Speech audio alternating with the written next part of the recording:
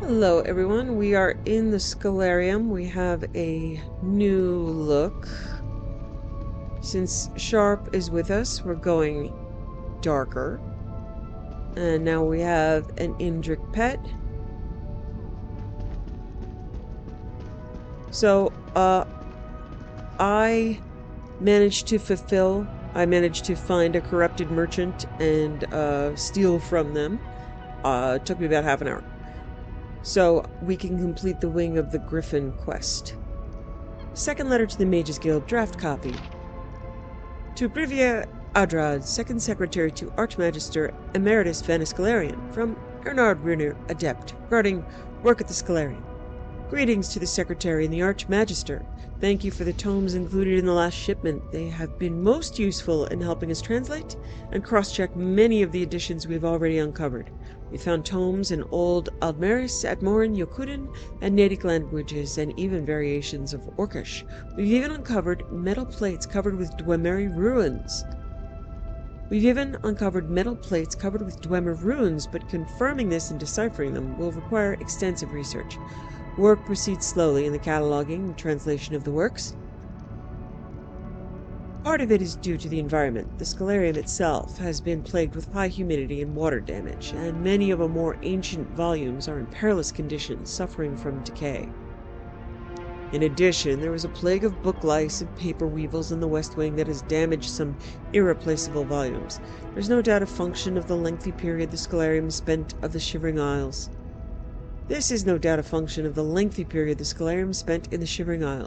I've attached, in a separate message, a new copy of my treatise on Daedric realms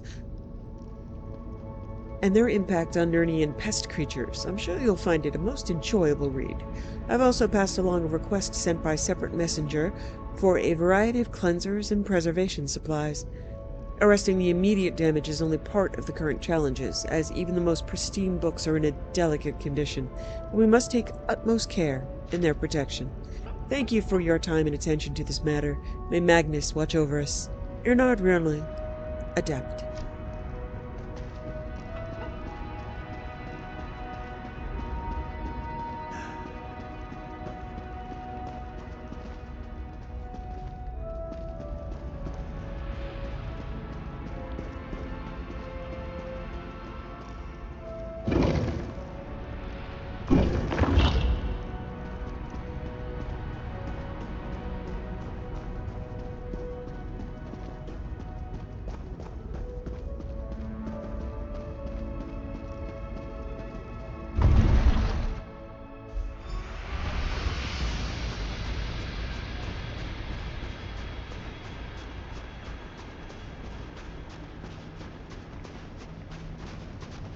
You've done it! I knew you would! I could smell it on you. Oh, and grapes. But that might just be what I ate for breakfast.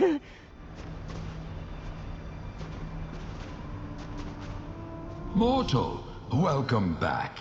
Standing against injustice is a reward all its own. But you have my thanks as well. The time I've had with my oldest and dearest friend has been a balm on my heart. And together, we've come up with a plan.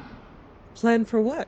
If I am to lend you my strength, if you are to master scribing, you must complete for me a boon. It's a tradition at this point. You have been as a shield for those that need it. Now the Fox and I want you to protect those closer to home. Are you talking about protecting the Scholarium? I am. In the end, as she always was, Ulfsild was right. I cannot be its only defense.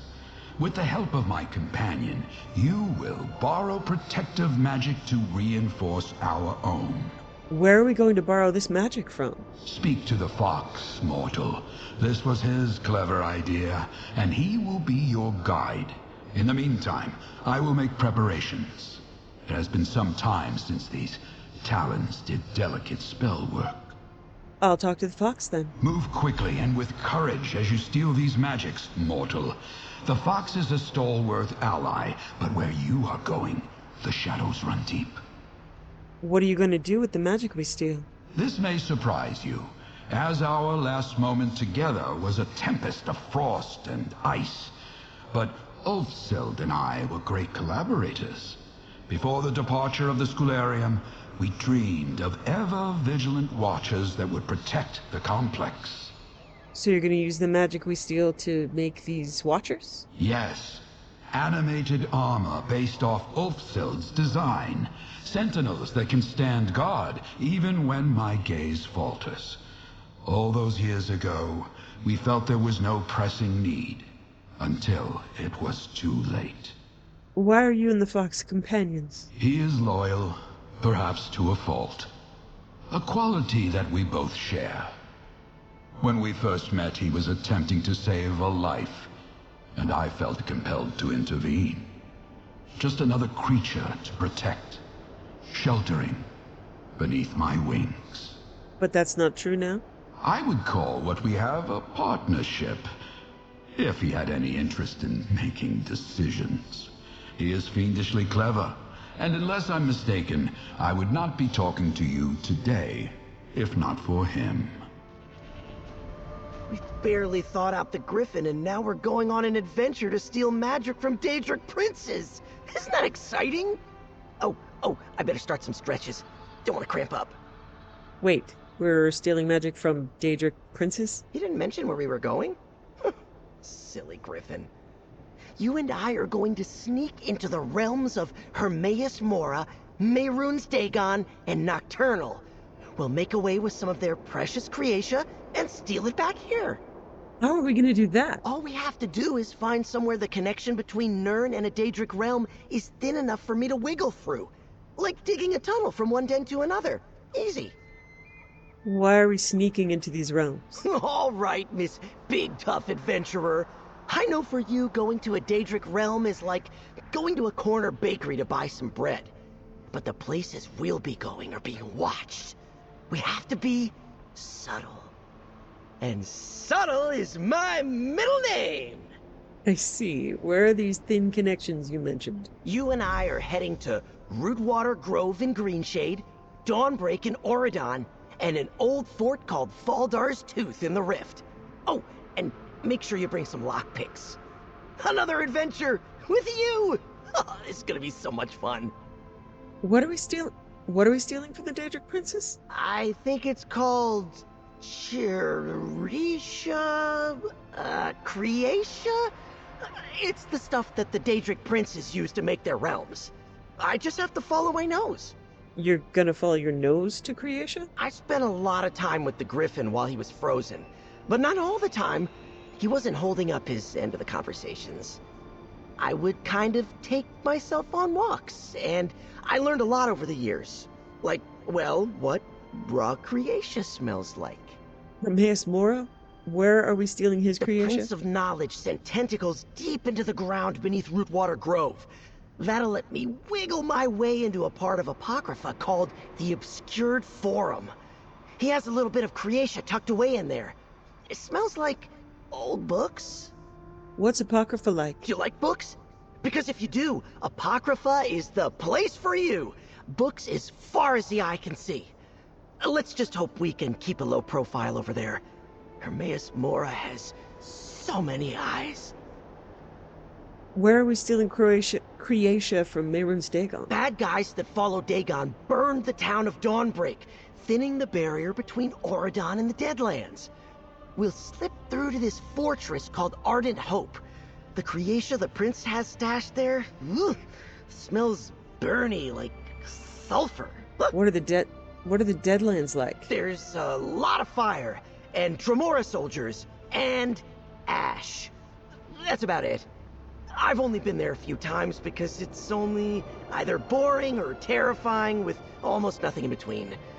Let's just hope we don't draw much attention. We're stealing Creatia from Nocturnal? Where? I had to really sniff hard for a place I could wriggle through to the Evergloam.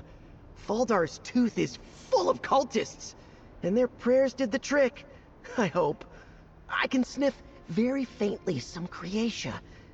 Smells spooky. Like an old mansion? What is Evergloam like? Dark and full of shadows. Scary things around every corner, it seems like. It's all the worst parts of a witches' festival party wrapped up in one place. When we get there, I'll stick close to the entrance. You try not to get caught. Okay, so my gear and my spec has also changed because by doing excavation and getting artifacts, I got this. It's my first piece of orange gear, Torque of the Last Alien King. So it, as a set, reduces the damage taken by 15%, adds 1,337 weapon and spell damage, adds 500 magicka and stamina recovery. It disables all other set bonuses, so all the rest of my gear is just plain stuff now. I made a new set of just plain gear, not set gear. But this one piece, that's a lot. Reducing damage by 15% and 500 magicka and stamina recovery. Magicka and stamina recovery is a lot. So I'm gonna make good use of it.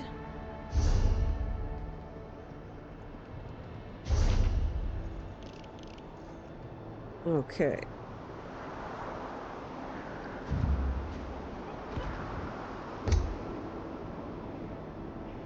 Going to Rootwater Spring.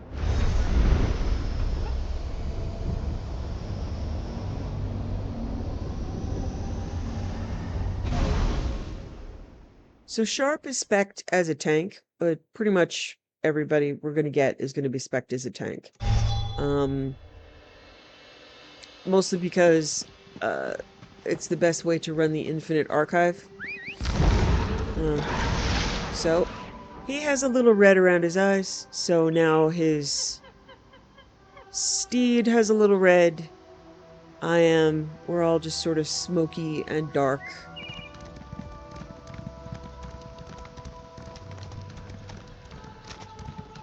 It's going to take him after the other and eyes forward, a lot longer to develop rapport because he does not like lots of things. Oh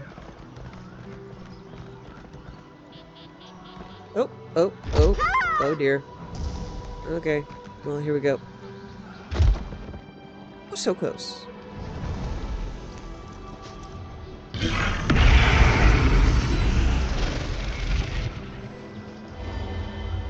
Whereas Zarethvar liked gathering and liked playing tribute, liked lots of stuff. Sharp doesn't really care for many of the things that I do. As far as I know, the only things that he's gonna like that I do are, he does occasionally like when I gather alchemy ingredients. He does occasionally like when I repair my gear. He wants everybody to be prepared. I've got your back. But it's also sort of random, like he likes killing ghosts. And he likes meeting Maik the Liar. So a lot of these things are it's just gonna take a while before we get his quests. And he is, as mentioned, much darker than Zareth. His comments are going to be, pretty rude, really. He hates when we go to town, he hates people, he hates doing stuff, he's skeptical of everything and everybody, and he is contemptuous of mistakes and... Oh, world boss.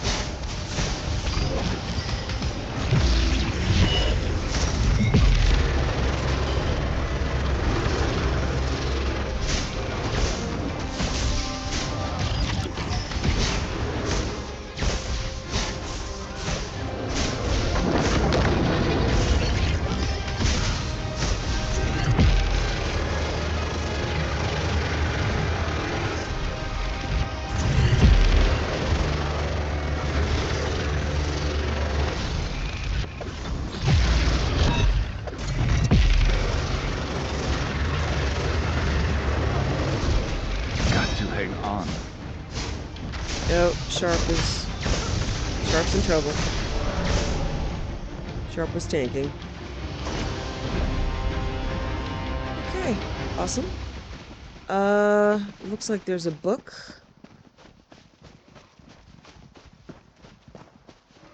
Good. Lore book. The Eldest, A Pilgrim's Tale. In bright springtime, where the ground is drunk with rainwater and the sun smiles on Valenwood, the wood elves travel to the den of the Eldest, an ancient strangler. There they offer the thanks to Ifre for the blooming of yet another spring, and they read the history of their home in the branches of the Eldest. Then a great festival is thrown by the green-packed Bosmer in celebration of springtime in the Eldest. Then elves celebrate long into the night, drinking and regaling each other with stories of past festivals and pilgrims. The tales run both sacred and profane. There's the tale of the notorious warlord whose entire army stopped at the den of the Eldest and went in to pay their respects. When they emerged, they dropped their weapons to the ground and left them where they lay. They never made war again. But there's also the tale of the impish wood elf who spiked the pilgrim's punch with a powder ground from the dung of timber mammoths, caused the entire gathering to be troubled by the most foul odors from their backsides.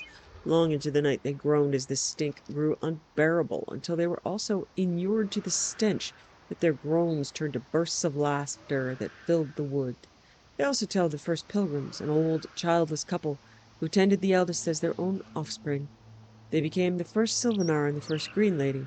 There are many more tales the pilgrims tell, but few have been written down. The curious would do best to travel to the Eldest in the springtime and hear the stories and behold the ancient strangler for themselves. Okay. Another book over here.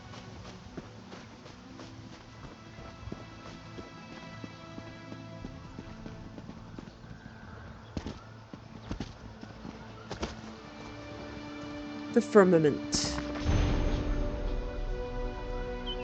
I've got to get out of here!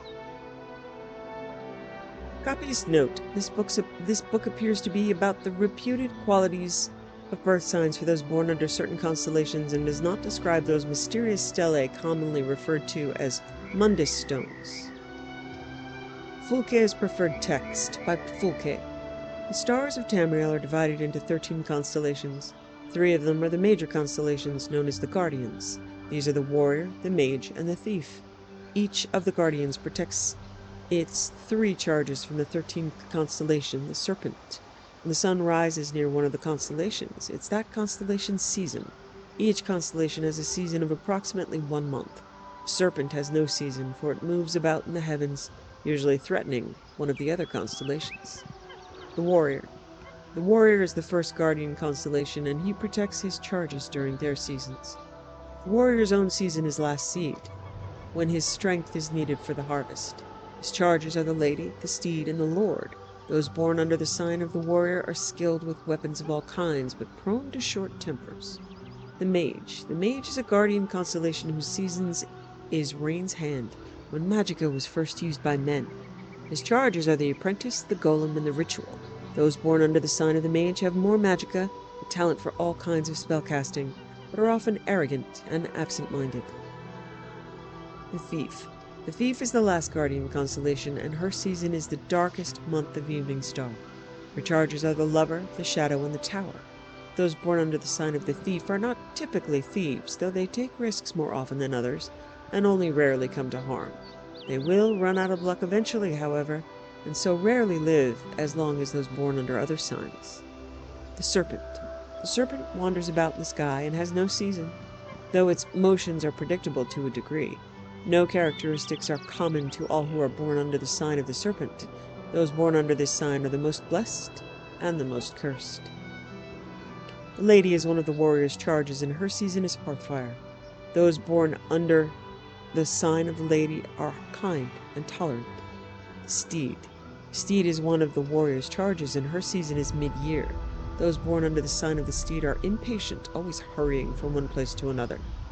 The Lord. The Lord's season is first seed, and he oversees all of Tamriel during the planting. Those born under the sign of the Lord are stronger and healthier than those born under other signs. The Apprentice. The Apprentice's season is sun's height. Those born under the sign of the Apprentice have a special affinity for magic of all kinds, but are also more vulnerable to magic. The Atronach. The Atronach, often called the Golem, is one of the mage's charges. It sees in his sun's dusk. Those born under this sign are natural sorcerers with deep reserves of magicka, but they cannot generate magicka of their own. The Ritual. The Ritual is one of the mage's charges, and it sees in his morning star. Those born under this sign have a variety of abilities depending on the aspects of the moons and the divines. The Lover.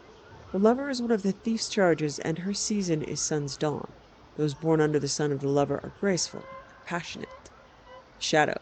The Shadow season is second seed. The Shadow grants those born under her sign the ability to hide in shadows. The Tower. The Tower is one of the thief's charges, and its season is frostfall. Those born under the sign of the Tower have a knack for finding gold and can open locks of all kinds. Sorry, Fargoth.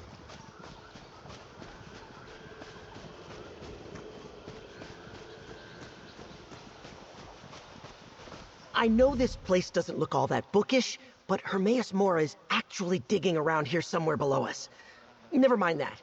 What's important is we're here because Apocrypha is close. So close I can smell the ink. What do I have to do in Hermaeus Mora's realm? The Daedric Prince of Secrets knows how to hide stuff. He's always doing projects, the Griffon says, so he's always using Creatia. We just have to be as crafty as he is. Lucky for us, you've got that lens Ulfsild made all those years ago. So I just need to use the lens to find the creation? With the lens, you should be able to find your way. Just watch out for weird Apocrypha magic. And traps. Hermaeus Mora loves traps. Don't worry, I believe in you. I'll watch my step.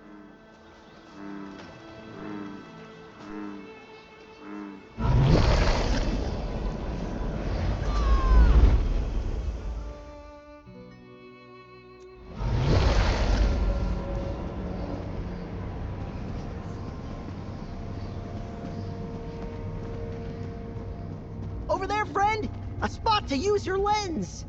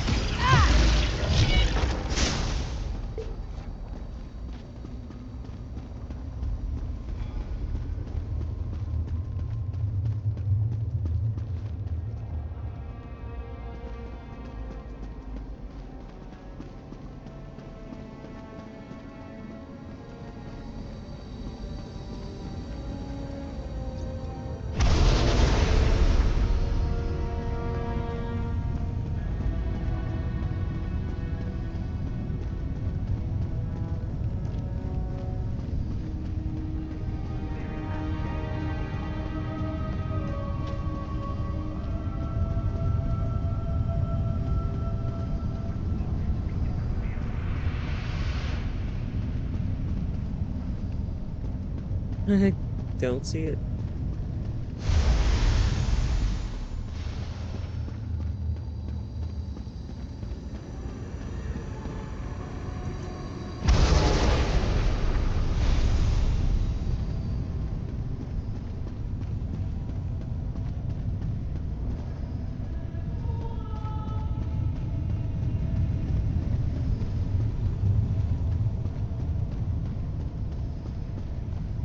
A whole new realm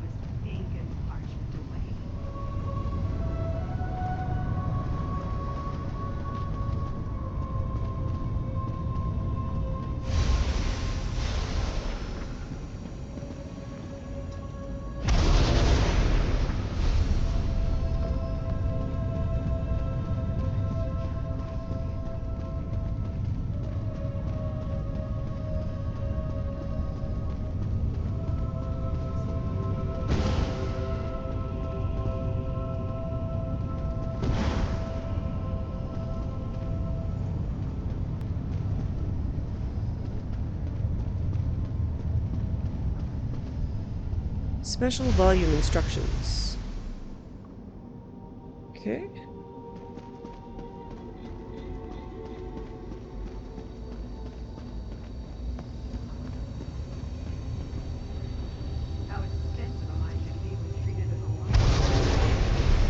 I am very confused.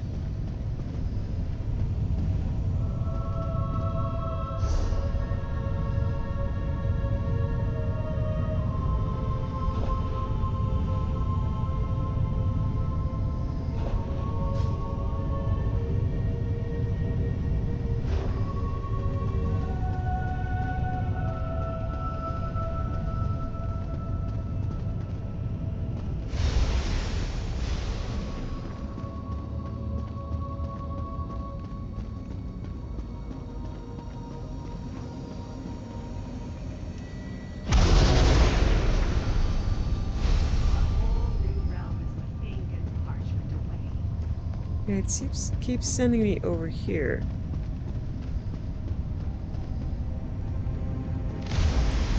Our Lord of Smells like the Secrets. nearby room. We must be getting close. Our Lord of Secrets has hidden a splinter of Croatia in the Great Hall of the Obscured Forum.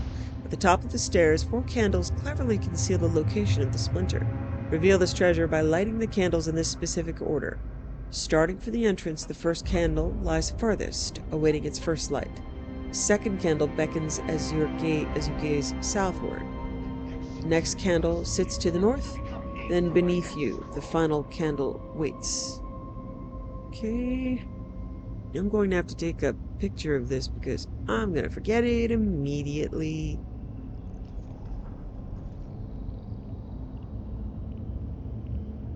Okay. Mortals so rarely appreciate the beginning until they reach the very last chapter.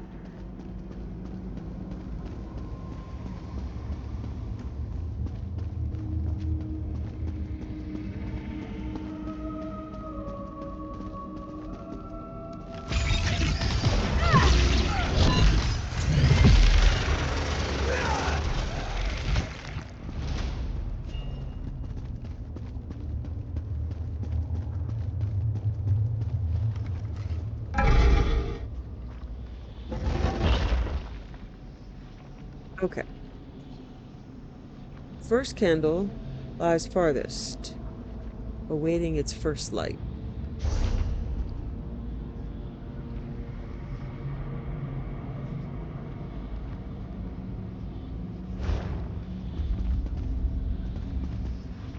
Okay.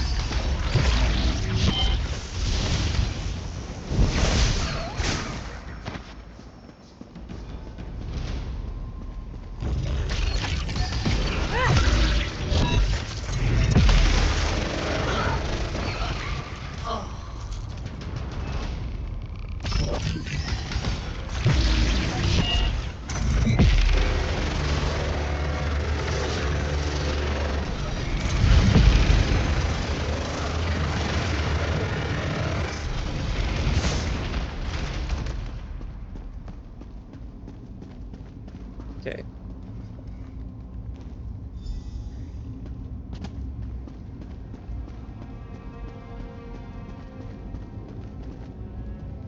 Serenia's silent admission. Once when I was a child, I smeared ink on the walls of my mother's house. Afterward, I smeared ink on the dog's fur so she would take the blame. When I think back on that, it still makes me laugh. Okay, second candle beckons as you gaze southward. Okay.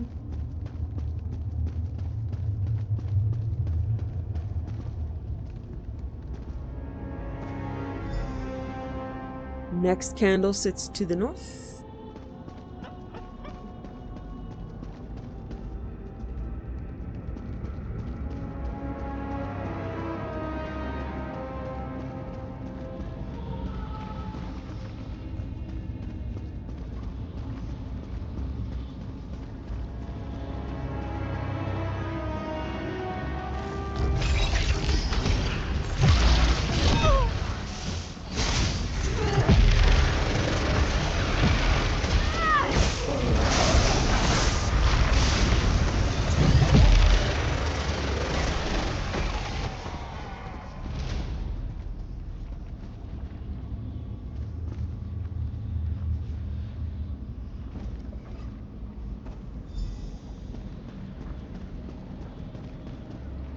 Henri Murien's hidden wish.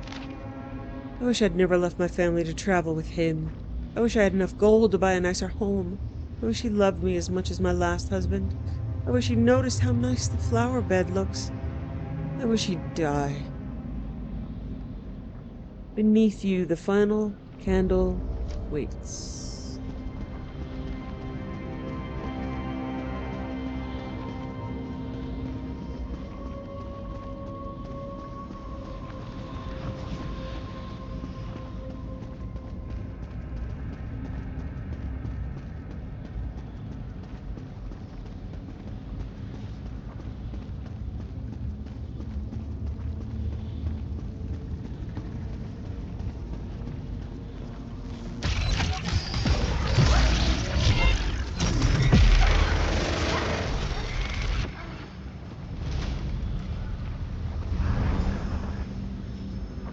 Rich creation.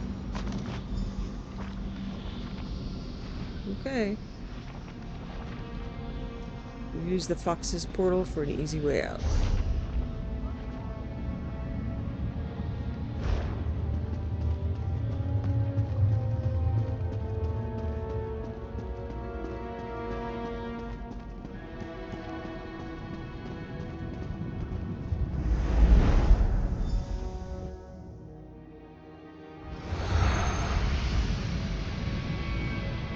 Okay.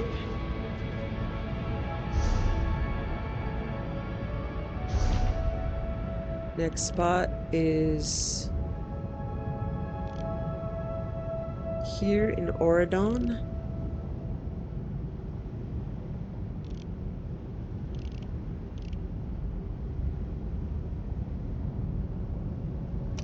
So I will go to my house.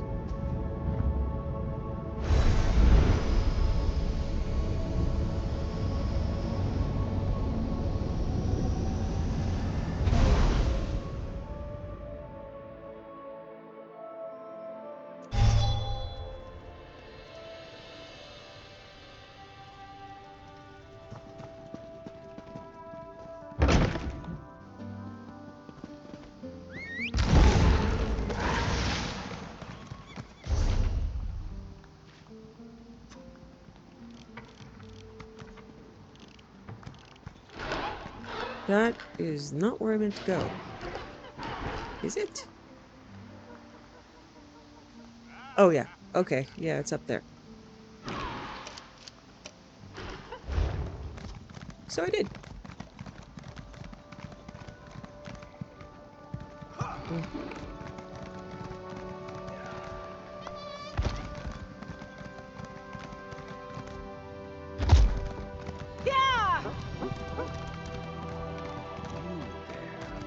You thirst for something more, no? Speak with Zalik.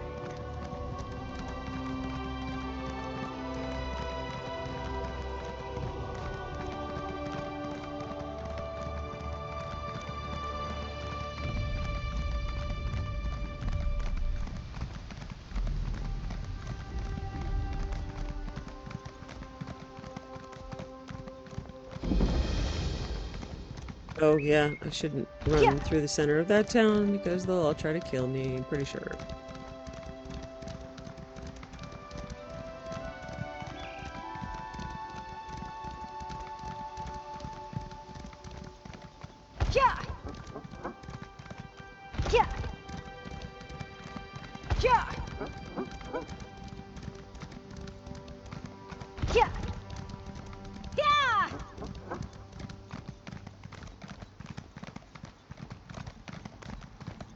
And Pertar.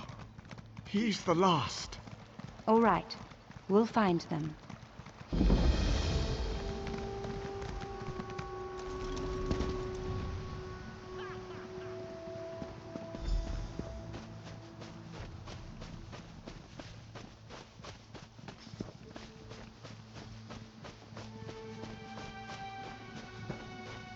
I'm gonna go grab this shard.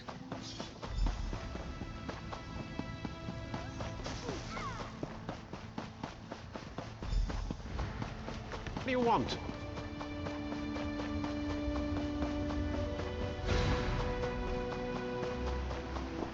Oh, I won't be able to. If I remember, this is out on the balcony of a place that I can't actually get to until I accept the quest and do the quest, so no shard for me.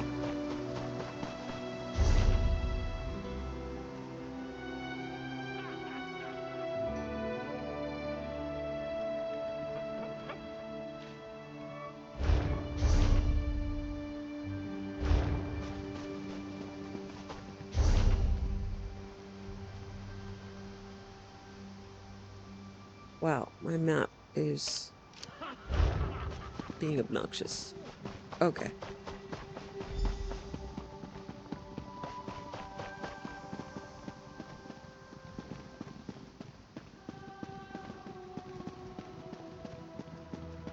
It makes sense. The weight of the Deadlands being in a burnt-up village. I decided to hide up here until you arrived. I'm being careful, see? Good job. What do I have to do in Dagon's realm? You're looking for local Creatia, a big splinter kept safe by his Dremora soldiers. Only problem is, you'll need a spell-forged key to unlock it. That chest is unpickable. You can't pick it. So I need to find the key, find the chest, and steal the Creatia. Yes, you are so smart. Just search through other chests of treasure till you find the spell-forged key. Oh, and don't lick the fiery Creatia. I made that mistake once, and my tongue was numb for a month. I think I can manage that.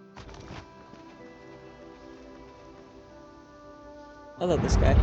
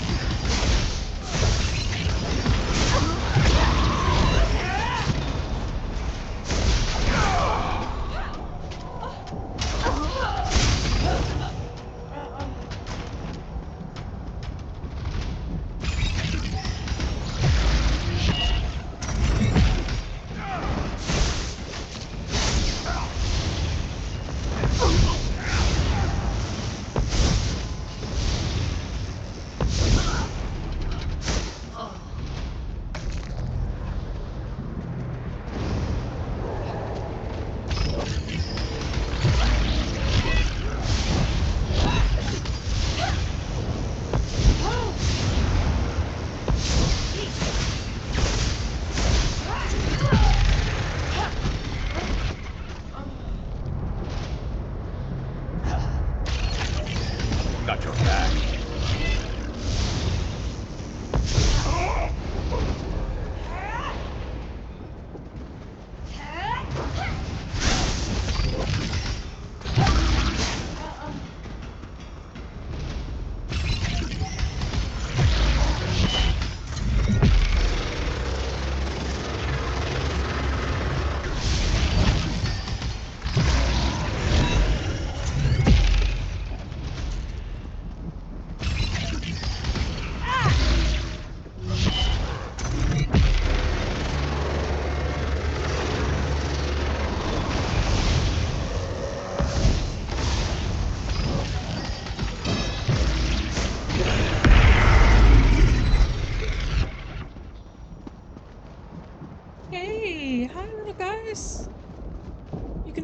to be great marauders someday? Kind of like fire vultures, huh? Okay. Nice meeting you.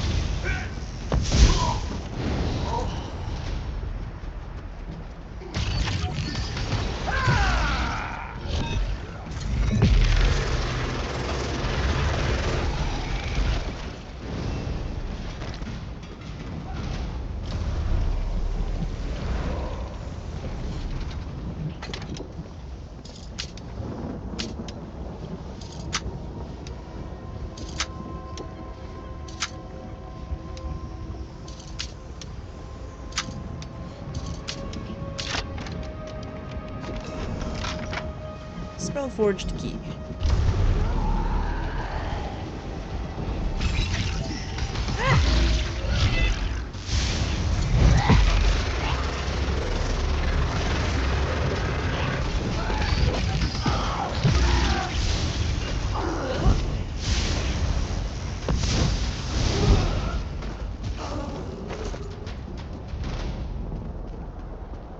Good job! Over here! The Creatia is just through this door! I can smell it!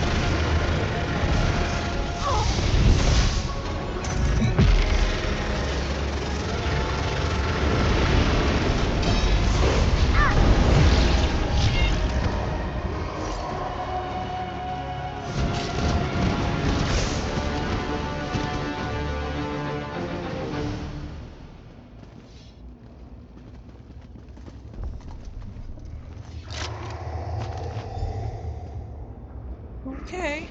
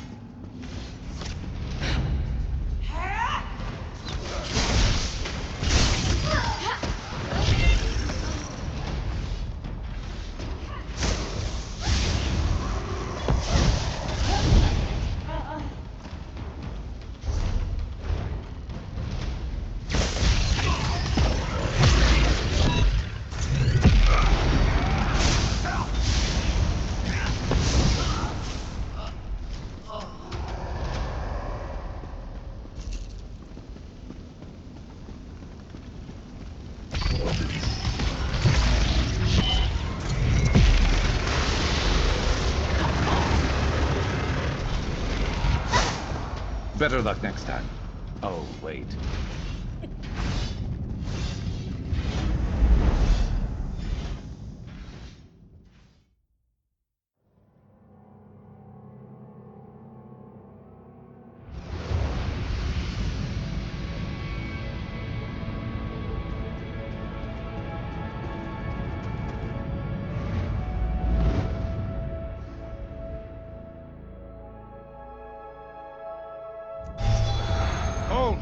I will send for you.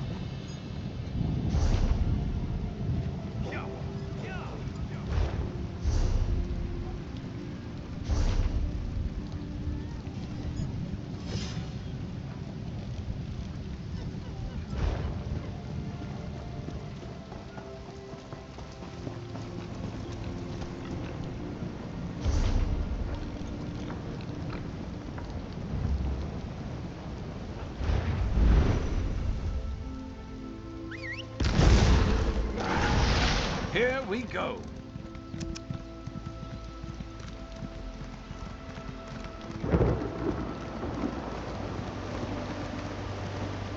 So what Sharp really likes is fishing.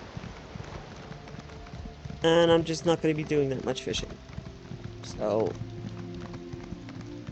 But I don't mind having Sharp around for a good long while, even if he doesn't really like me.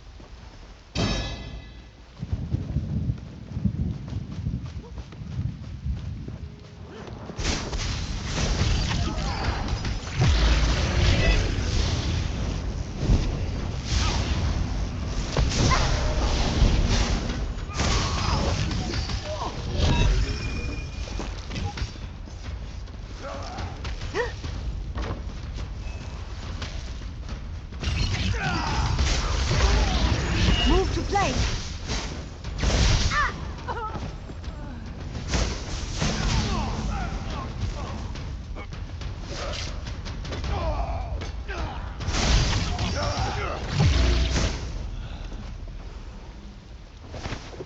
Better overstocked than under.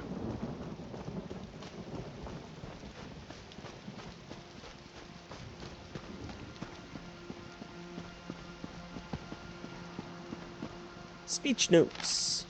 All hail the Lady of the Twilight. To the glory of her name, we have been granted the task of establishing a new shrine in this place. Baldar's Tooth will become a beacon of despair for unbelievers. We will rebuild these ruined towers as a memorial to her glory. To work, all.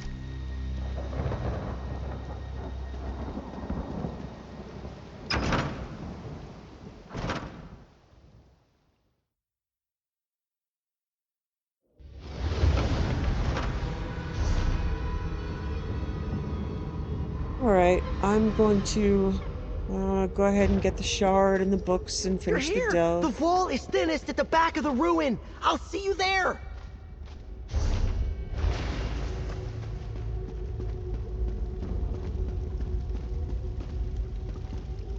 Song of the Eskeldi Men. 50 nights... 50 nights from home I last awoke upon a sky-flung cliff in Hjelmarch hold. Though my flesh had died and gone to ground, my vision went on from body unbound. Winking there in the vale whence I came, this dead man's eyes saw a pale flame. Where men the same who took life away sung high their battle glory and praise. Wafting when I, a shade or a white, through stoic pines pitched ink of night. Ere I came upon the pyre burning throng, I heard carried on wind's wing their song. Sing high and clear, bandsmen born of sky, let Sovngarde hear and join our cry. These honored dead shed blood upon the fen, ending orc and elf and traitor men. Your spirit went unto and filled their heart. You sped them to glory. Hail, spirit Wolfhearth. Then oil from urns fed greedy flames, burning what few my legion and I slain. Wordlessly they chanted then until dawn, every flake of ash gathered ere they marched on. Swept along unseen, so too went I, meekly haunting these children of the sky. Tireless they went, over hearth and hill, exhaustion seemed only to spur them still. Unflagging they went, a whirl of rage, soon finding our camp bloated with prey. My dead heart ached, for I knew men within, doomed, never knowing how close was their end. Again the Nord chest swelled up in refrain. I screamed unheard. I wept with horror plain. Hear us, our ancestor, Ash King. Ysmir, honor this warband as we to glory repair. Those dead to whom you spoke and heard, we bear them upon us, your valor conferred.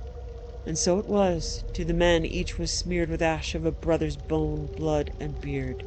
These ashen broods, the Escaldi men, set to a gruesome task, each bowstring bent. I bellowed then, a cry of desperate rage, a futile howl among those men, an empty page. Yet one elder turned and unblinking stared into the vapor soul of me, his nostril flared. He bellowed ancient words, his beard aflame, and my vision fell away. Peace at last came.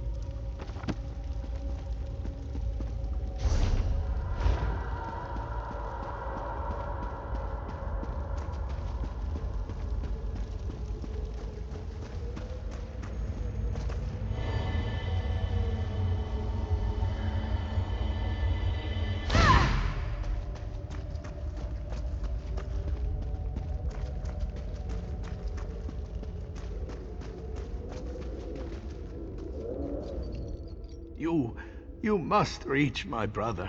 You look like one of the bandits. Why did they imprison you? We are packed soldiers. We were sent here to clean out the bandits, but there's something strange going on here. Cult-like. This isn't your average patchwork band of thieves and murderers. They took my brother Nathan below. You I will. must free him. I will, after I free you.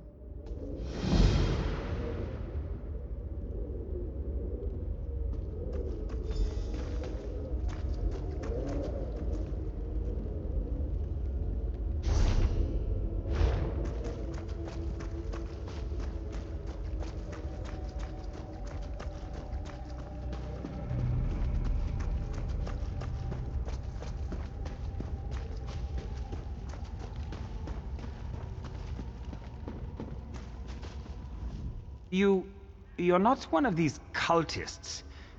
Get me out of here. Your brother sent me to free you. Thank the gods he lives. We agreed that if we separated and neither one of us could reach the other, we'd try to get out on our own and meet at the Riften docks. When you get out of this pit, you should meet us there. I will. Now, hold still and I'll untie you.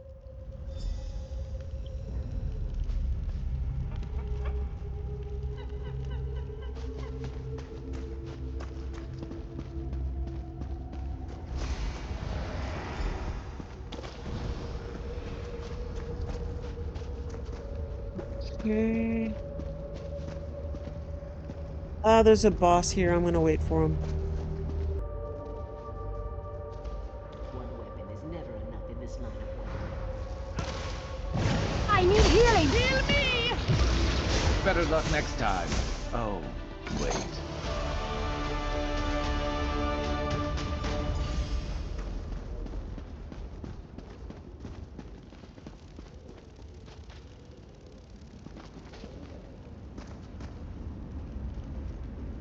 You made it! Sorry about all the cobwebs and cult guys, but this is the closest I could get us to Nocturnal's realm. Let's make this quick so we can get out of here. What do I need to do in Nocturnal's realm? Nocturnal can shape the night. So spooky. As they roam, the spirits of Evergloam gather up that shadow stuff. Some of them have even gathered enough to make a snarl of Creatia. That's what we're after here.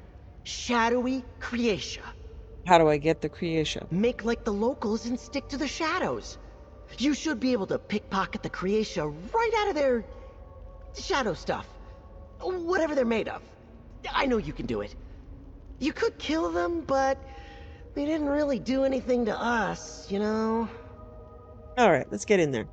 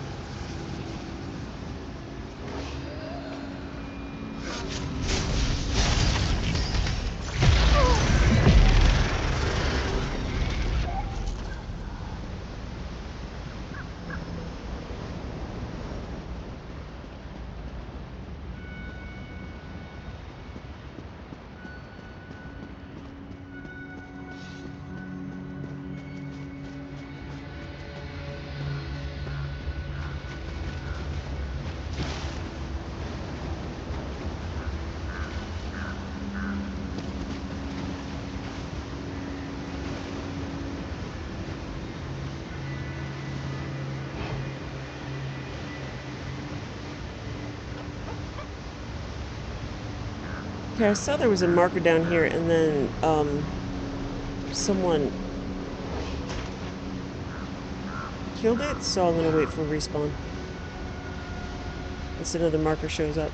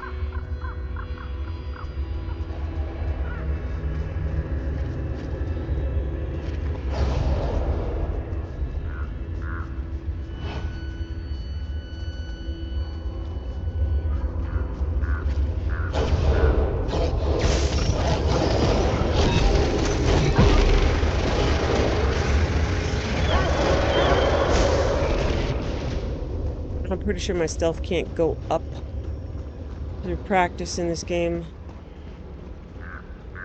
Only by raising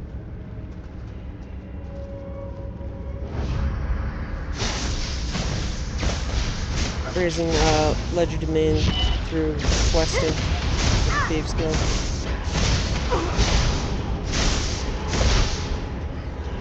Or through skills. If I became a vampire, I'd have amazing stealth.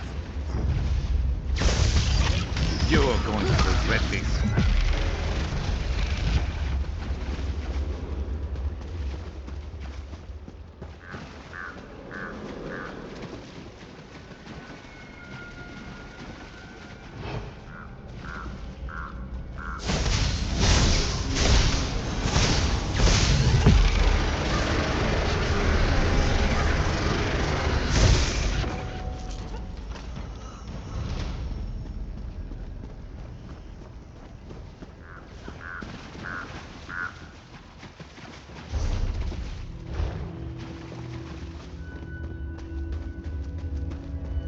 It's cool. Purple Raven.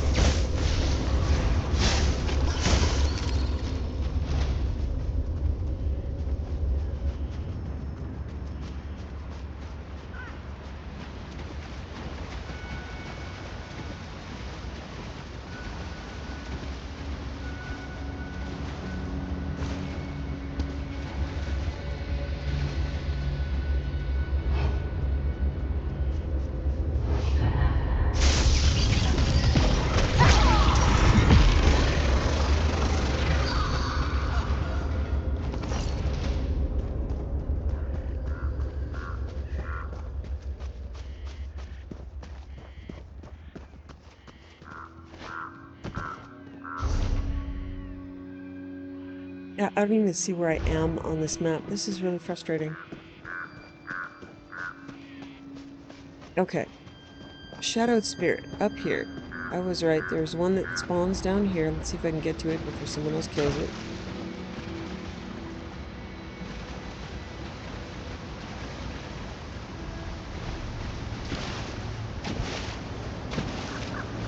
It's frustrating.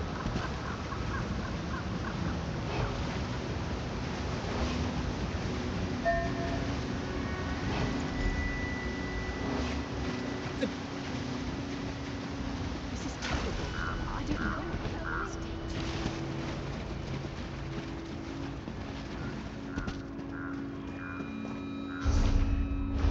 Yeah, there's no map.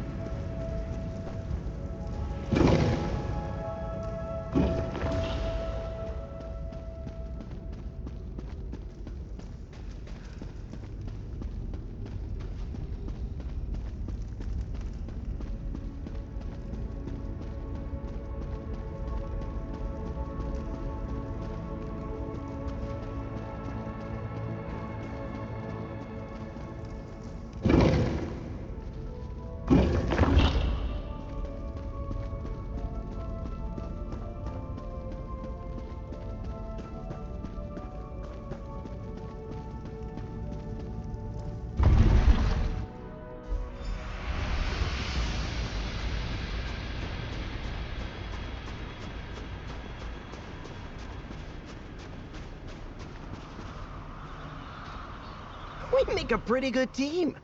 Not as good as Griffon and I, but still, not too shabby. I'm glad you're trying to restore the Schlur... Ulfsild's library.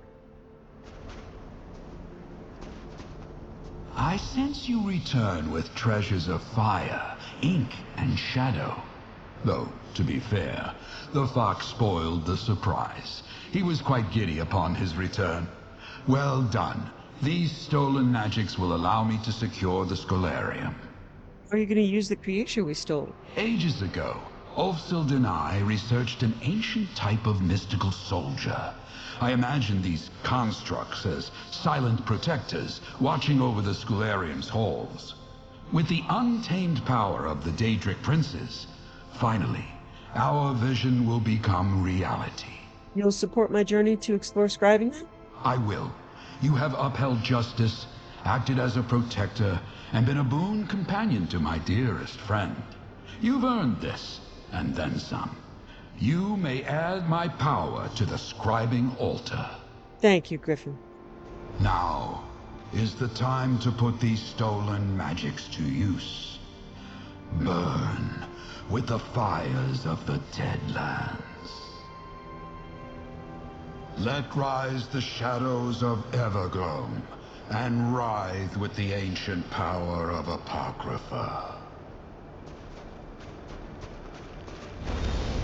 Stand, Knights of the Scholarium, begin your watch. May it never end.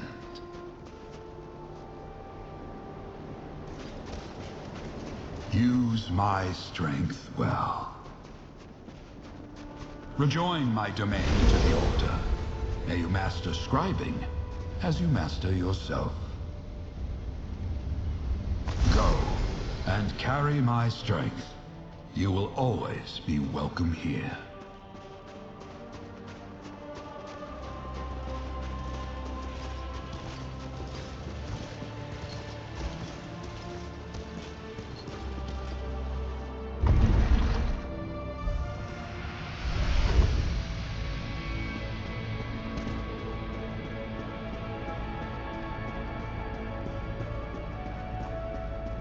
Okay, you can see them take up their places. We now have guardians. Fog.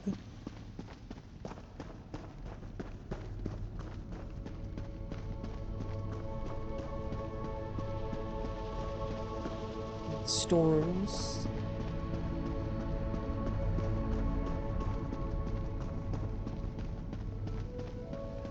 And fire.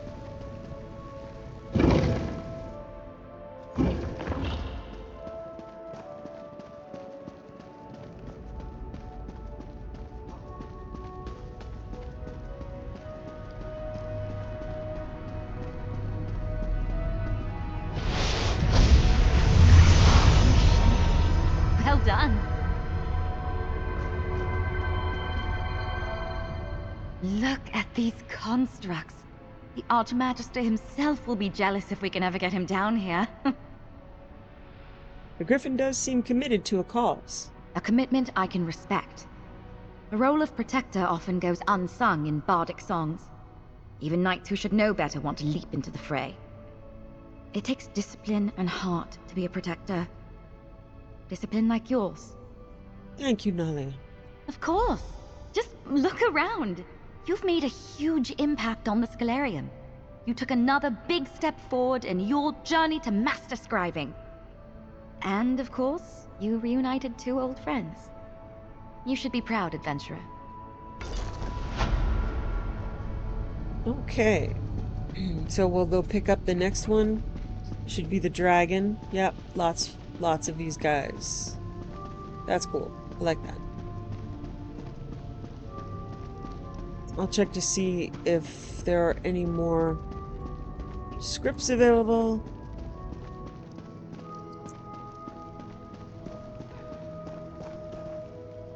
If you're looking for something and don't see it... Yes. Taunt. Fencer's parry.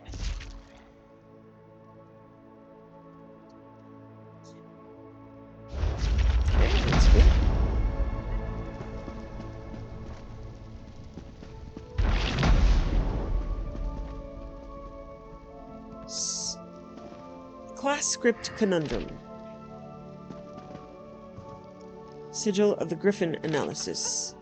Well, I never. I returned to my shop as you were in the process of completing the Griffon's wing to find that fox creature rooting around in my stores. Poor Call was gibbering and snarling, quite beside herself. I shooed it away, but when it began speaking, it was so charming. Well, I must say I've never dealt with quite so lovely a creature in all my days. Call still remains skeptical, however. Perhaps this fox also responsible for the appearance of luminous ink in heavy sacks around the world. Is this some kind of reverse theft? Helping by sneaking? Who can say with a Daedric creature like that? I digress. The most obvious result of your work with the Griffon are the wonderful animated armor constructs that now protect the Scholarium from any potential threats.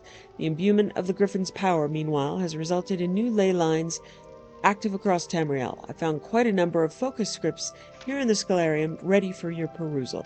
Likewise, my contacts in the Mages Guild were quite surprised to find focus scripts appearing in their reward troves. Adventurers who participate in combat against other adventurers are finding them in the worthy rewards, such a term, and those who venture into delves are likewise being awarded these valuable pieces of parchment. What a cacophonous symphony of sources! More research awaits. Delightful.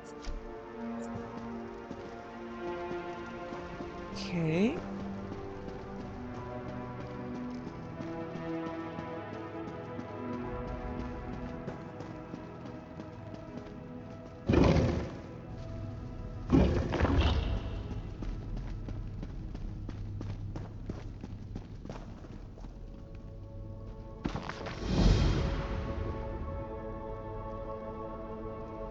Riddles were meant to be solved, and Misby the Bard knew the answer to every one of them. The dragon in her head made sure of that. Misby and her dragon came to the Grand Temple Jazengisir, where gathered the finest philosophers of the 16 kingdoms. The Bard commanded their attention with a great shout and asked, "What is it that can be broken with only a single word?" The wise minds waxed and waned with wonder. The moon monks of the 16 kingdoms begged Misby for the answer, but she kept quiet and held them in suspense.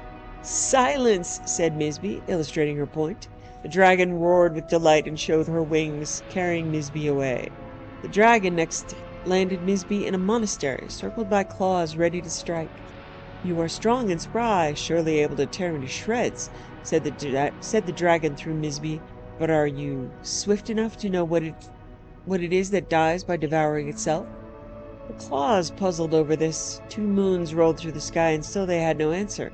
At last Misby told them, "A torch!" Their last light went out with a hiss. The dragon then landed Misby north at a rain-kissed oasis between 2 grot oaks. She fell into a circle of moonsingers, whose song shackled the dragon and pinned Misby in place. At the dragon's urging, she managed to ask them, "Before I am split by the might of your song, I ask you, what must you keep after giving it to someone, or else it will be made worthless?" The singers stopped their song to puzzle through it. Their shadows grew long, and day passed to moonlit night. "A promise," was Misby's answer. Freed from the moonsinger's songs, Misby and her dragon flew safely away.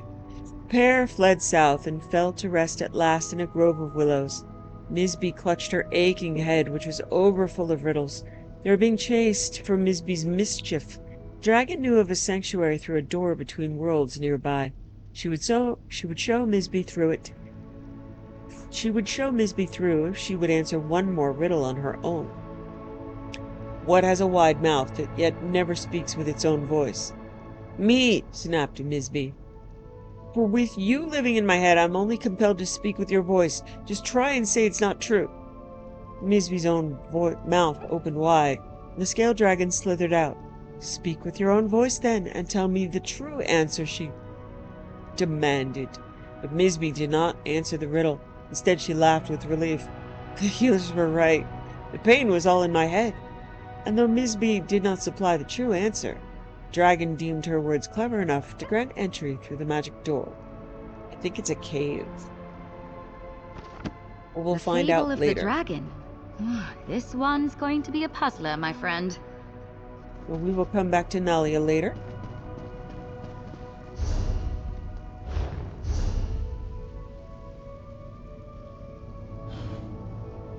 We will do part of the main quest. Let's head to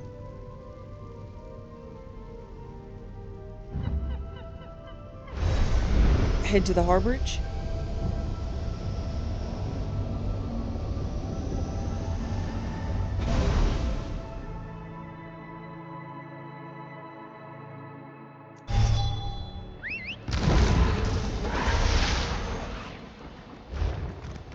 Yeah. Yeah.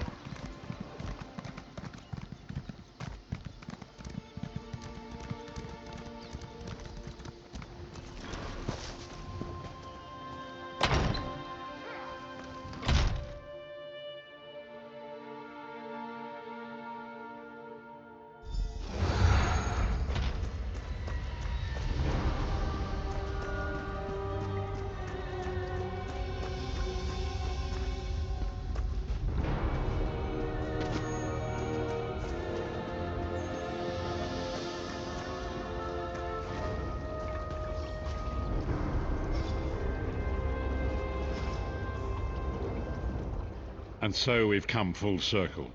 I led the original 5 companions on a quest to reclaim the Amulet of Kings. At the time, I told myself it was for the good of all Tamriel. I was wrong, and now all the world suffers from my hubris. Now we have a chance to make things right. Perhaps, but I wonder, will history repeat itself, or rewrite itself? In truth, I fear using the amulet again. Its power is both great and terrible. Destiny can crush us by fulfilling our wishes just as surely as it can by denying them. Tell me about Sanctum. It was a holy city in the First Era, founded by Queen Alessia herself. It has since fallen into crumbling ruin. Before its capture, Saitsahan hid the Amulet of Kings in the catacombs beneath the city. Where is Sanctum located? It is in the mountains of Calovia, the land of my youth. But I have little memory of that time. My exposure to the Elder Scrolls stole much of the man I once was. Speak to Saitsahan. He can answer your questions far more accurately than I.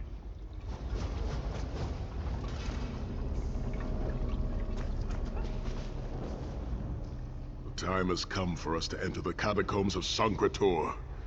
Do not underestimate the dangers that await us.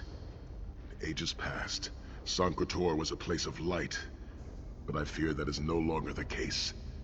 We must be prepared for anything. Have you fully recovered from your wounds? I have been through much, but this body is tougher than the great oaks of Valenwood. I go with neither hope nor fear. It is useless to guess at a future that has yet to be written. You may hope if you wish, my friend. I will not judge. What's our plan? My Lord Varen will open a gateway to Sanctum. The amulet lies in a vault protected by powerful magic, a ward of Stendarr, the god of justice and mercy. Also, a god of well-earned luck. I thought this could not hurt. How do we break the ward? The catacombs contain 2 shrines dedicated to the divines. We must consecrate them in Stendarr's name. When that is done, the Ring of Stendarr's mercy should open the vault doors. Tell me more about Sanctum. It is written that Alessia received the divine inspiration for her slave rebellion at Sanctum, and so built her holy city there. But that was long ago. The city is a ruin now. It has become a dark place with areas best left undisturbed. What sort of areas? We should avoid the Crypt of Heroes. I saw enough angry dead there to fill 9 lifetimes. Kusura and I barely escaped with our lives. We will enter through the inner courtyard and avoid it entirely. Now come. Time waits for no man. Let's go.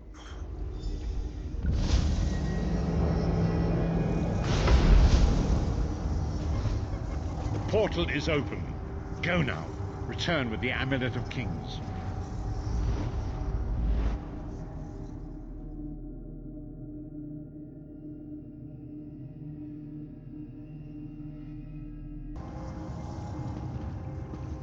You could have hidden that amulet anywhere in Tamriel, and this was your first choice? It seemed like a good idea at the time. Brilliant. Why is it that the people with the most ridiculous ideas are always the ones who are most certain of them? Shut up, Shut up, Thorn. Thorn.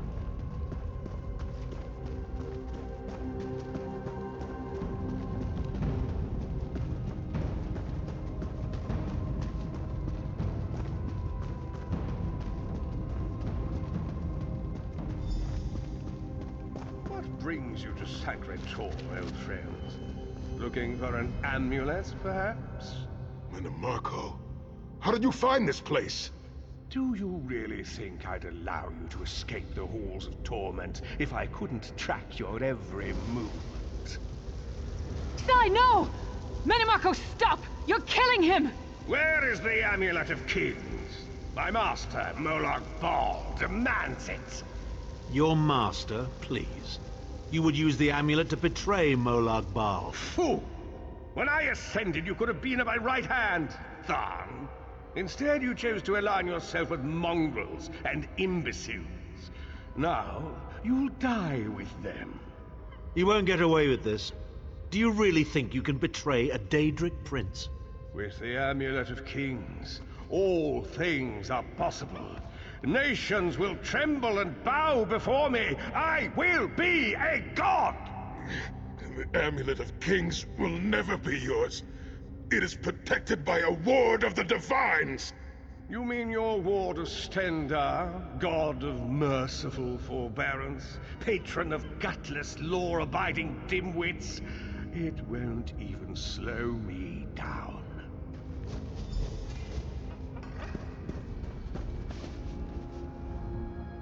Marco has been watching our every move. We led him right to the amulet. We must reach the Amulet of Kings first. Marco may be powerful enough to break through Stendarr's ward eventually.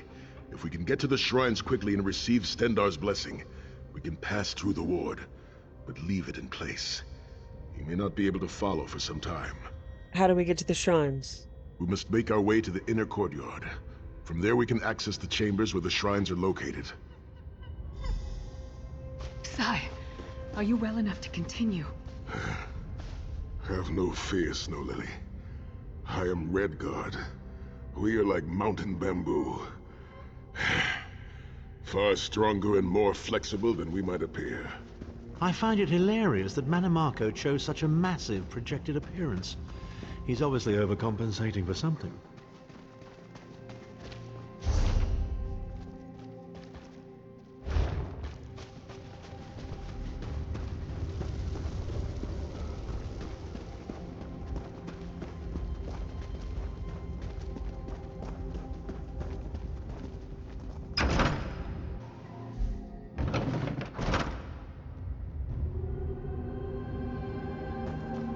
Through that gate lies the Crypt of Heroes. We can enter if you wish, but it is a foul place where the dead are restless and angry.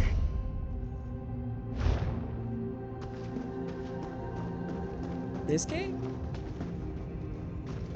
No. Let's not.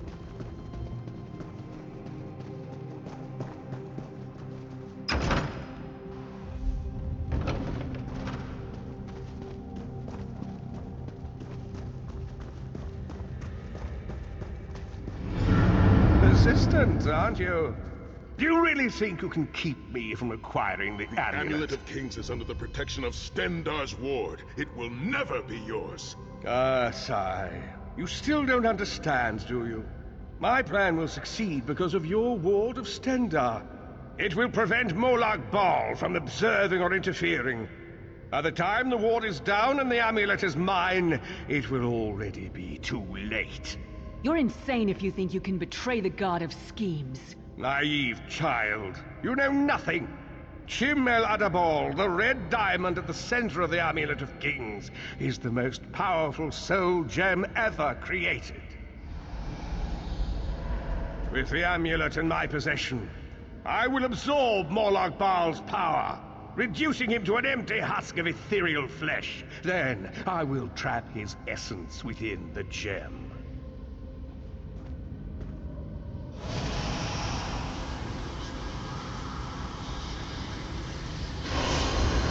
In time, the name Molag Bal will be forgotten.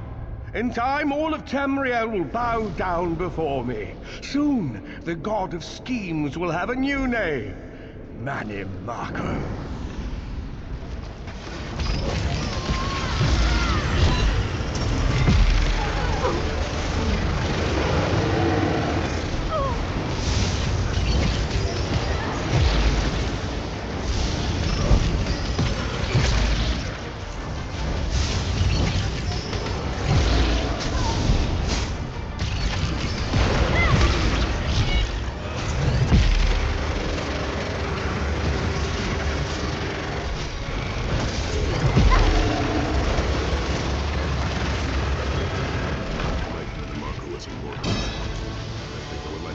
less as a god.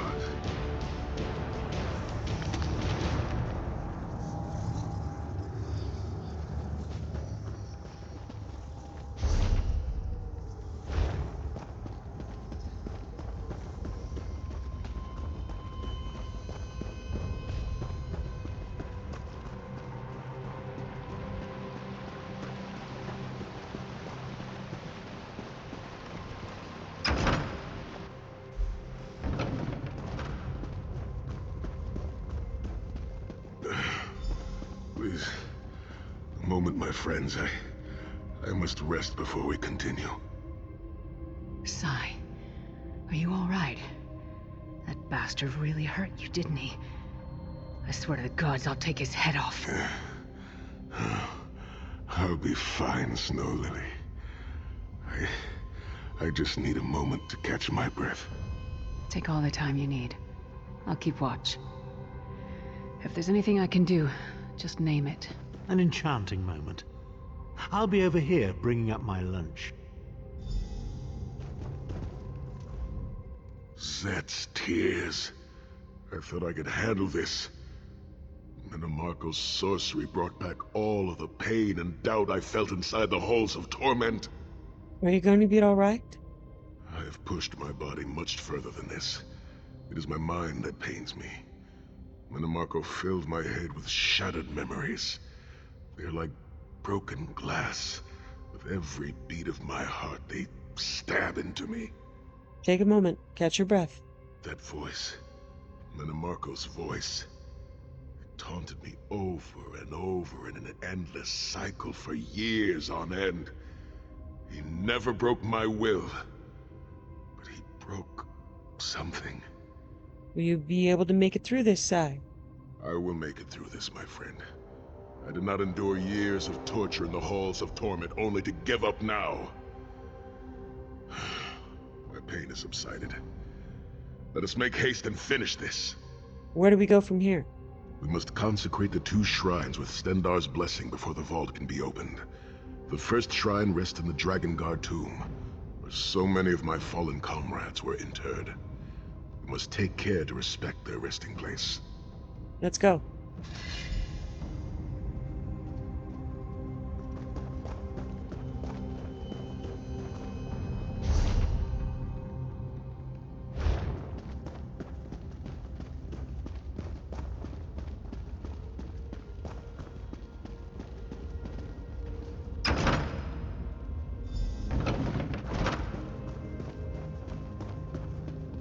The shrine is on the far side of the room. Quickly, we must find our way across. I've a surprise for you, Sai. Do you remember your fallen comrades from the Dragon Guard?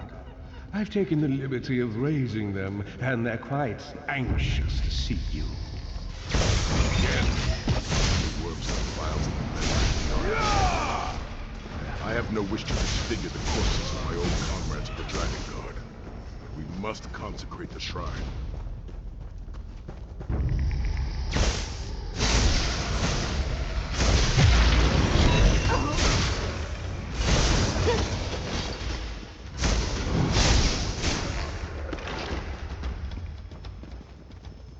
Maybe if you stopped hiding shit in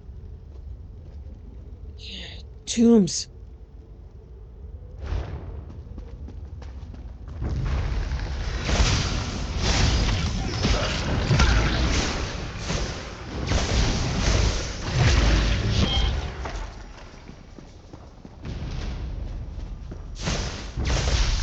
Block it.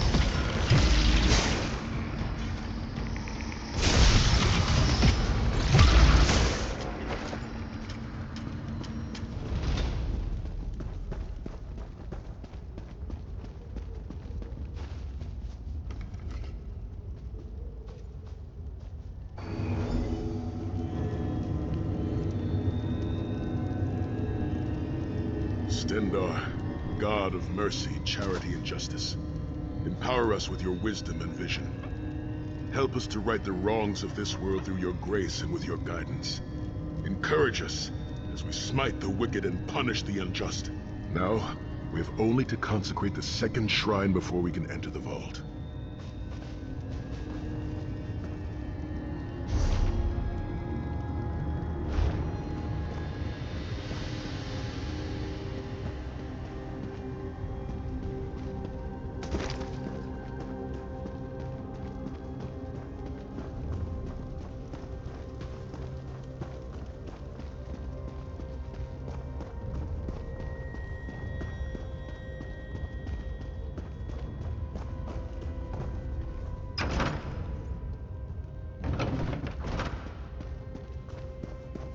You certainly did a thorough job hiding the amulet, Sai. Couldn't you have just stuffed it in a mattress or something?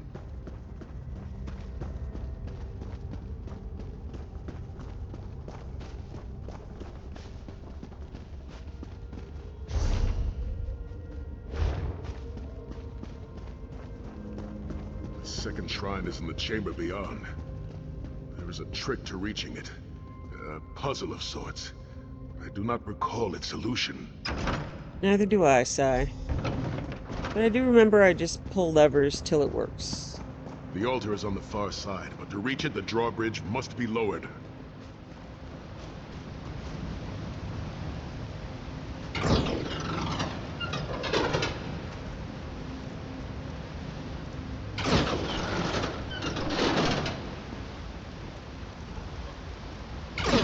You did it! The bridge is down! Oh, wow. That was sheer luck.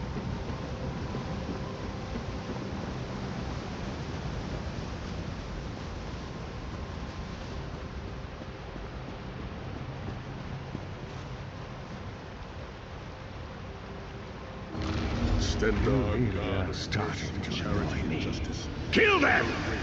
These consecrations. We beseech you to lower your wards and grant us safe passage to the vault of kings.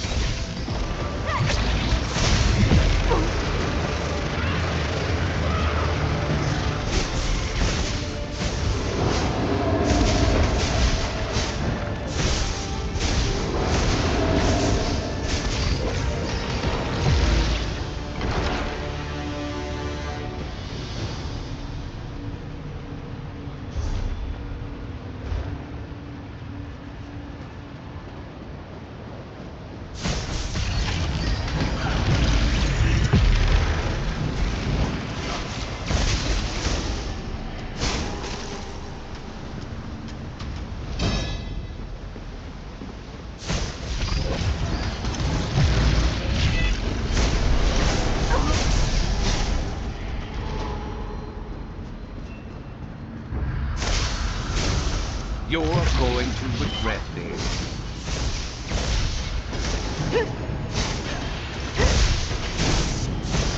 So with Sharp as Knight and Lyris here, we have Commander Shepard and Garrus. Makes me happy.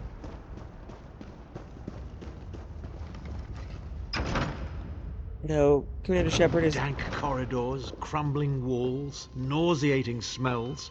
This place has all the charm of a Riften brothel.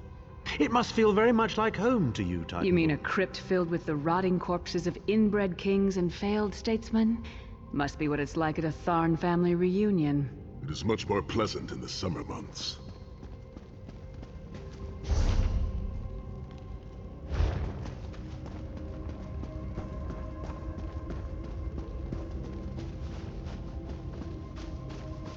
I wish you got to say something snappy.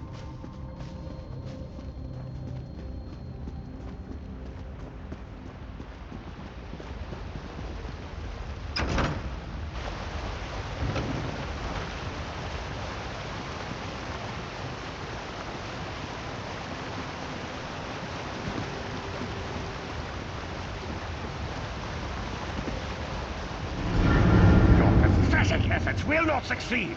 The Amulet of Kings will be I mine. swear by Stendar's grace and the sword of my father, you will not win, Menamarco. Soon, you will know the extent of my power and bow before me.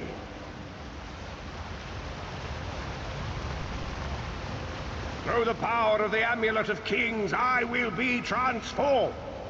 All the nations of Tamriel will bow before me. They will worship me and beg for my mercy. All will know the name of Manimarco as their one true god. You'll never get away with it, Manimarco. We'll fight you to our last breath. By all means, my old friends. Try and stop me.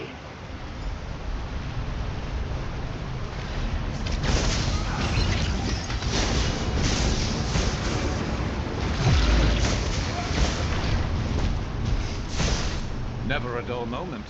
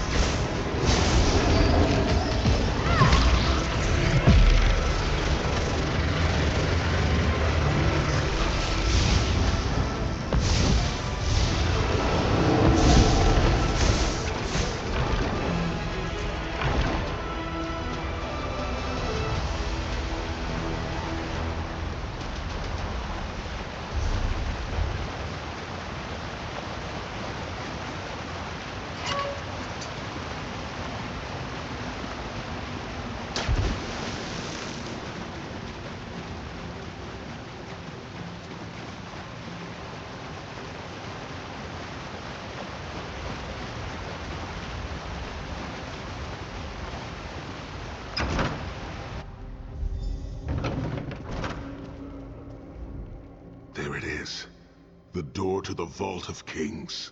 What do I need to do? The shrines have been consecrated in Stendarr's name. Now you must use the Ring of Stendarr's mercy to open the vault doors. How? Stand in the casting circle and direct the ring of the doors to lift the ward. The door should open wide. I'm ready.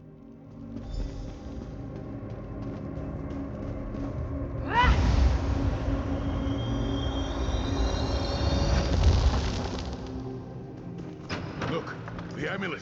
I can see it from here.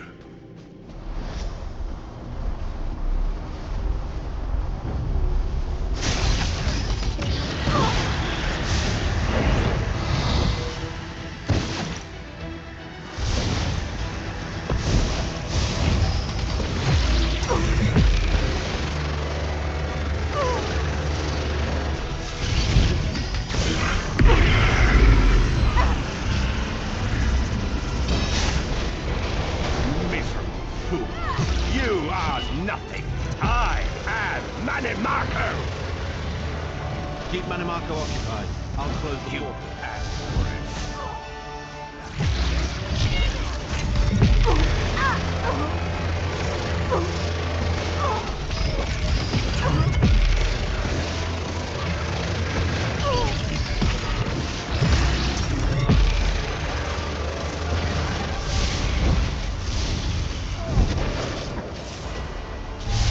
Minions, arise!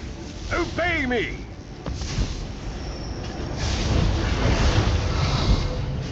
I will hold them at the portal. Focus on Manimarco!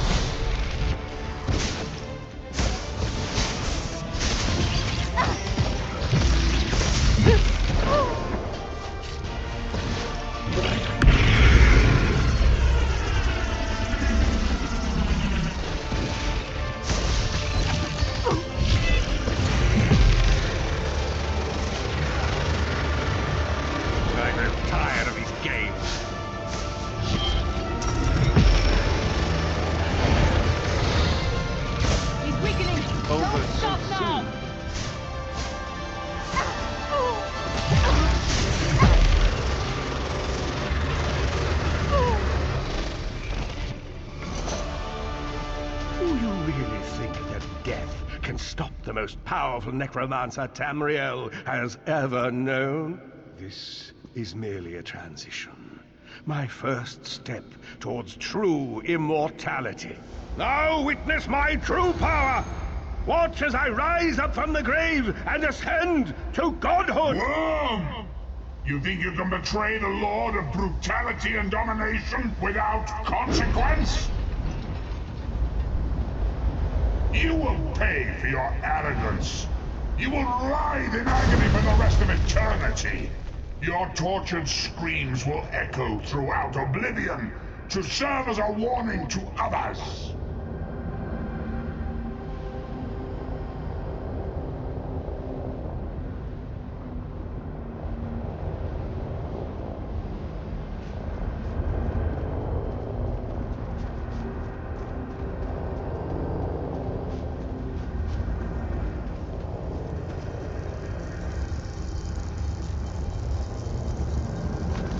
Everything Manimarco did was designed to pit us against each other. We can't let that happen. Look what we can accomplish when we work together. How uncharacteristically optimistic of you, Titanborn. I may have that embroidered on a pillow. The Divines gave you a nose for a reason, Tharn. So you can keep your mouth shut and still keep breathing. Well played, Titanborn. Well played.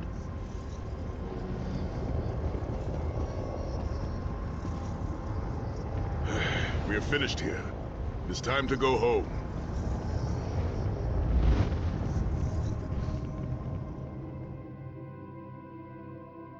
It's nice to not have to hear "Where is the Amulet of Kings" one more time. Happy about that.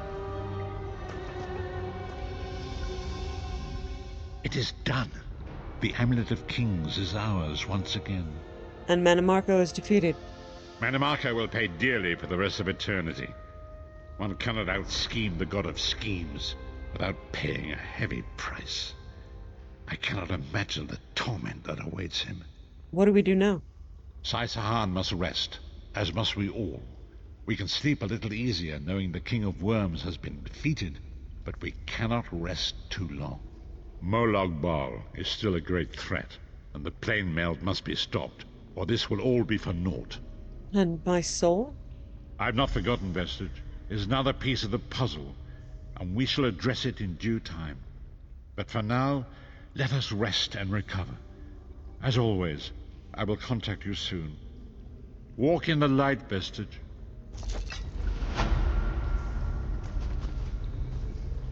Chronicles of the Five Companions 7.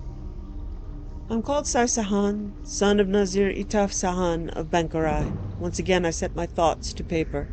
It pains me to see a city of such history corrupted by the foul necromancy of Manimarco and his black worms. Though the sons and daughters of Cyrodiil are not my people, it is precisely the ruination of something so deeply, culturally significant that causes my heart to ache. In many ways, though neither crown nor forebear will admit it, we are more alike to the Imperials than we are different. Varen honored me when he asked me to captain his dragon guard. I trained many of the captains myself, drilling them in the arts of swordplay, leadership, and tactics.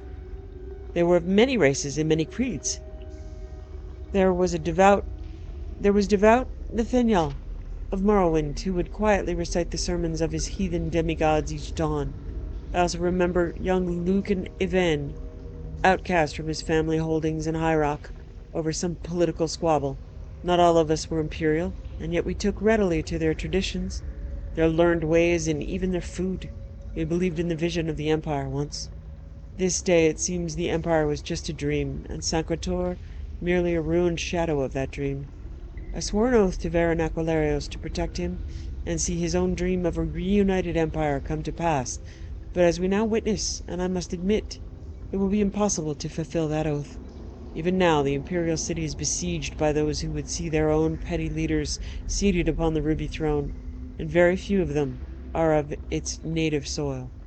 I mourn the loss of Sanctum and the broken empire to the ravages of conflict both cosmic and mundane, not because I hold any special love for imperial ways, but because it is much like the fate of the sword singers, a broken line that only a scant few seek to mend for reasons that are unselfish or incorruptible.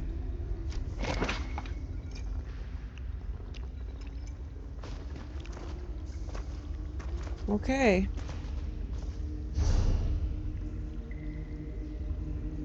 Okay, so time to do a bit more in Glenumbra.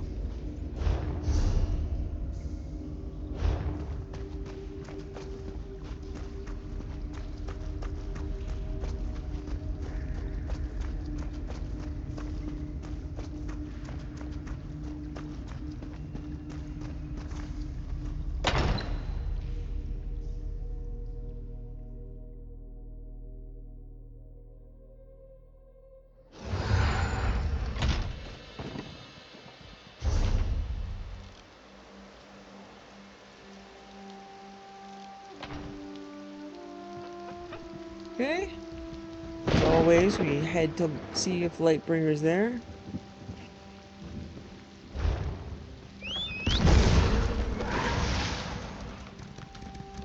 Yeah!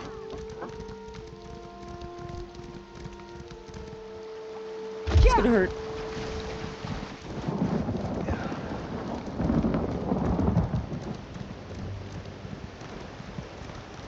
Nope. Alright. We're moving our way up the coast.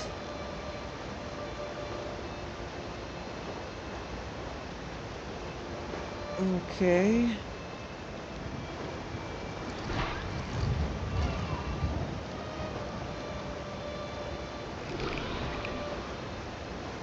Alright, let's do To the Weird Tree and then we'll head east.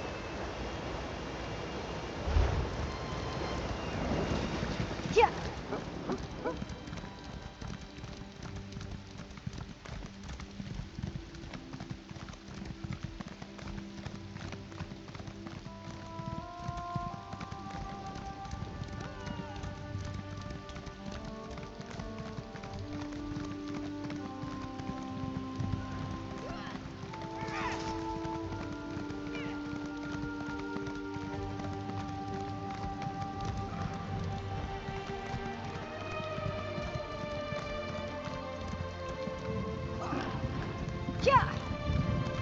Pick up the shrine.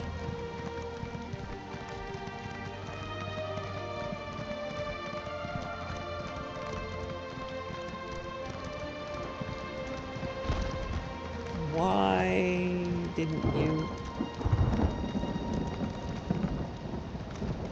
Huh? Okay, there we go.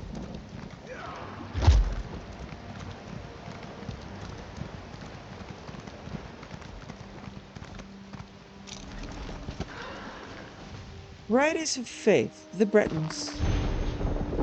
Okay, alright. Level 3 Mages Guild, nice. We might be able to pick up a quest there. Okay, I found all the lore books in Glenumbra.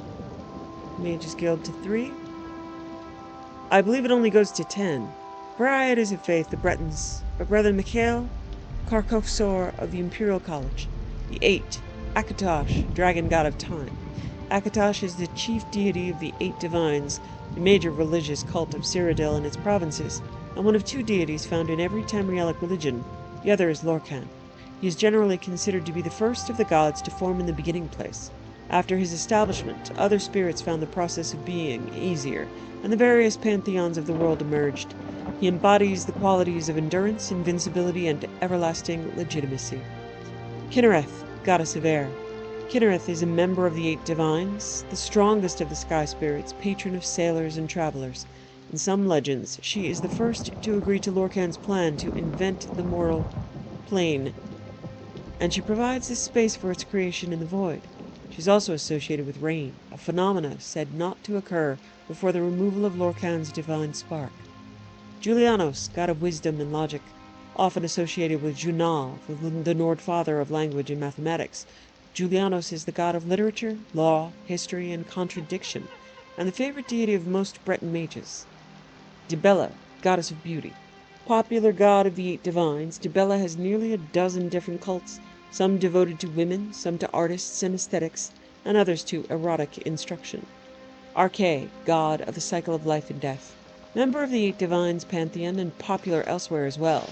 Arche is often more important than in those cultures where his father, Akatosh, is either less related to time, or where his time aspects are difficult to comprehend by the common folk. He is the god of burials and funeral rites, and is sometimes associated with the seasons. His priests are staunch opponents of necromancy and all forms of the undead. It is said that Arche did not exist before the world was created by the gods under Lorkhan's supervision, urging, trickery. Therefore, he is sometimes called the mortal's god. Zenithar, god of work and commerce, trader god. Member of the 8 Divines, Zenithar is understandably associated with the Bosmeri Zen. In Hyrok, however, he is a far more cultivated god of merchants, artisans, and the middle nobility. His worshippers say, despite his mysterious origin, Zenithar is the god that will always win. Mara, goddess of love. Nearly universal goddess. Her origin started in mythic times as a fertility goddess. In Hyrok, she is the mother goddess. She is sometimes associated with Nyr of the Anuad, the female principle of the cosmos that gave birth to creation. For the Bretons, she is married to Akatosh. Stendarr, god of mercy. God of the 8 Divines, Stendarr has evolved from his Nord origins into a deity of compassion, or sometimes righteous rule. Stendarr is the patron of magistrates, rulers, and knights errant. Additional deities with significant Breton cults. Magnus, or Magus, the god of sorcery. Magnus withdrew from the creation of the world at the last second, though it cost him dearly. What remains of him is felt and controlled by mortals as magic. One story says that while the idea was thought up by Lorkhan, it was Magnus who created the schematics and diagrams needed to construct the mortal plane. He is sometimes represented by a golden eye, an astrolabe, a telescope, or more commonly, a staff. Legends say he can inhabit the bodies of powerful magicians and lend them his power. Ifre, god of the forest. While Akatosh, time dragon, might be the king of the gods, Ifre is revered as the spirit of the now. According to the elves, after the creation of the mortal plane, everything was in chaos. The first mortals were turned into plants and animals and back again. Then Ifre transformed himself into the first of the Elnophe, or earth bones. After the laws of nature were established, mortals had a semblance of safety in the new world because they could finally understand it. Sheor, the bad man, and Hyrok, the bad man, is the source of all strife. He seems to have started as the god of crop failure, but most modern theologians agree he's a demonized version of the Nordic Shor, or Aldmeri Lorcan, born during the dark years after the fall of Sarthal. Finester, hero god who taught the Altmer how to naturally live another 100 years by using a shorter walking stride. Patron deity and teacher of the Dureni, often worshipped by those Breton mages who emphasize their elven blood.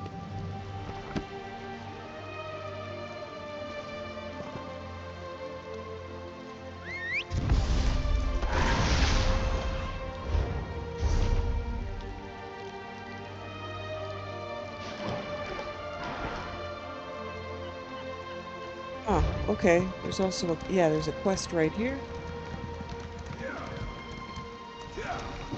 Dead, Shard up and without here. a scrap of treasure to my name. You there!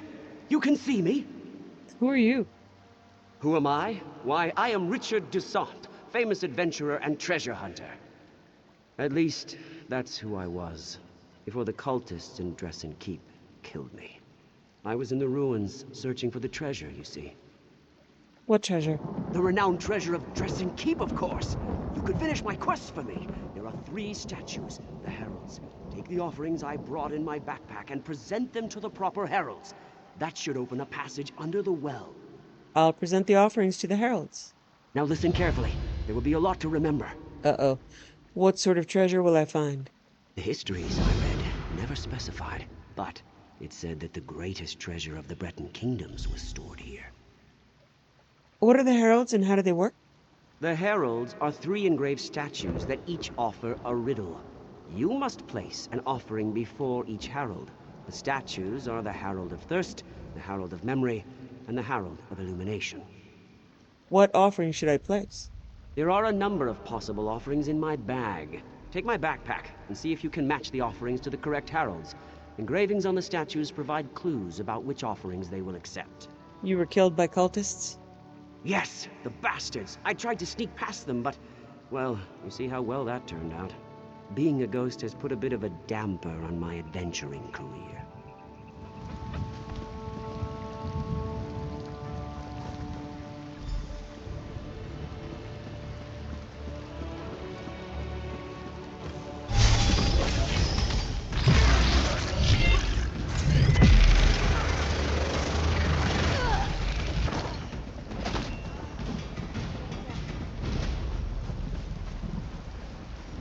The Herald of Thirst.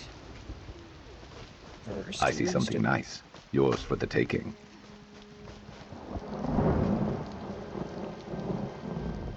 These words are engraved on the statue. The demon of knowledge bestowed a great thirst for knowledge. The demon of knowledge bestowed a great thirst for knowing the unknown and recording the unrecorded. We remember this thirst with a vessel which begins empty and must be filled with knowledge. It's a book, right? Or a journal? Check Dusant's backpack for suitable offerings. An old cup, a glass bottle full of water, and a wooden ladle. Bottle of water? No. The price of ignorance. Okay.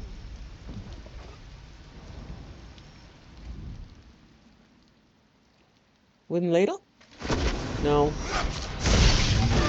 Unworthy of the treasure of... Yeah, I'm totally unworthy, but by process of elimination, it's the cup. Alright. Give him a fight.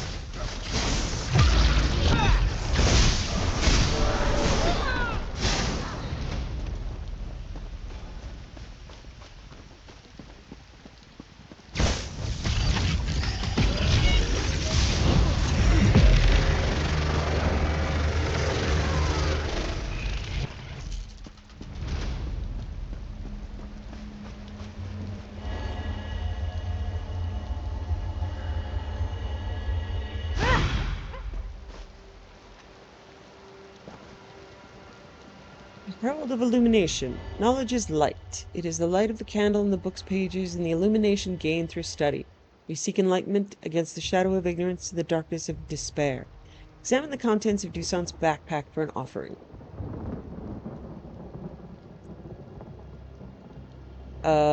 Torch, candle, or chip of a welcome stone. I'm going to choose the candle. Hey, I got it right. Go me.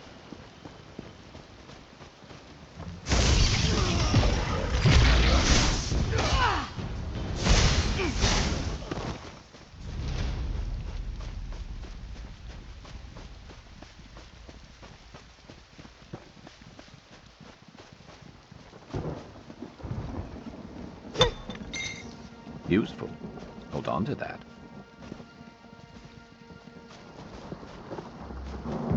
Okay, am I standing? I should be standing like on a book.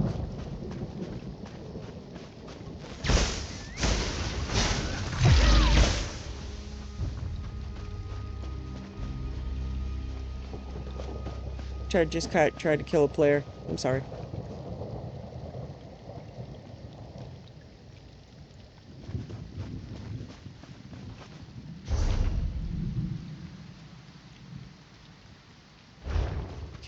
I might have just read that book. Let's go up here to the notes.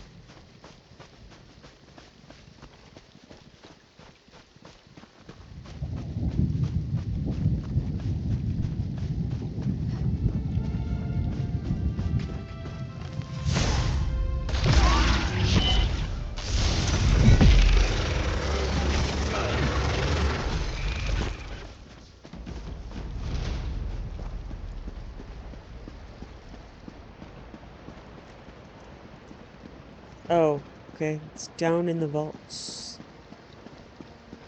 Let's not go there just yet. Herald of Memory. History outlasts flesh. The mountain crumbles and the lake dries, but the map remembers. All history is contained in the tome, yet the tome contains only truth, for that is what will endure.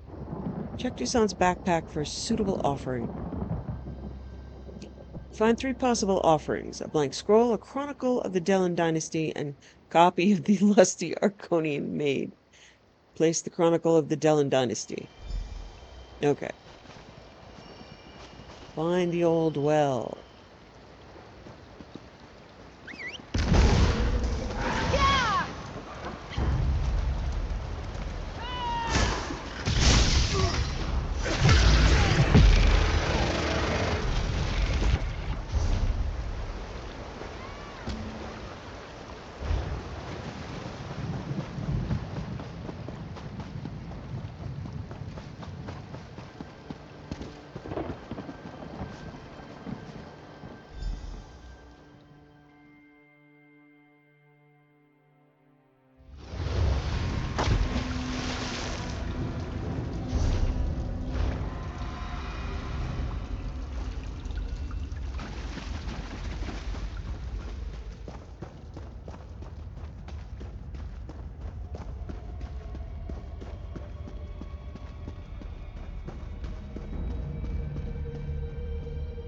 Dusty scroll.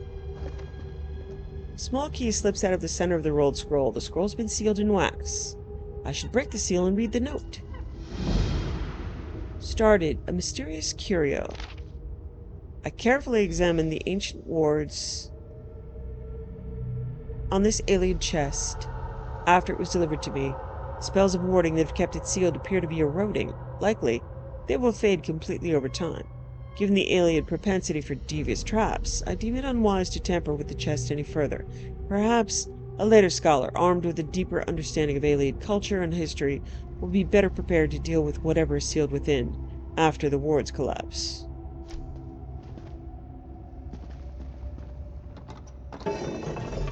Seate, auta, auta. Tarselinen. Who are you? Je epeia ven, eve esgravia lambe ye lael. I don't understand what you're saying. Ne goria, heka, Dilia ye metana, gandralambe sino. Sounds Italian. I'll try to find something to help me understand you. Okay. Look for a way to communicate. Reliquary. The simple reliquary shows no clue as to its age and origins. Look inside. The reliquary contains a pendant shaped like a golden tongue. It hangs from a slender golden chain. Take the pendant. The slightest touch causes the pendant to disintegrate. You hear a rising chorus of whispers like a sudden wind. Then the whispers fall silent. Well, that's not good.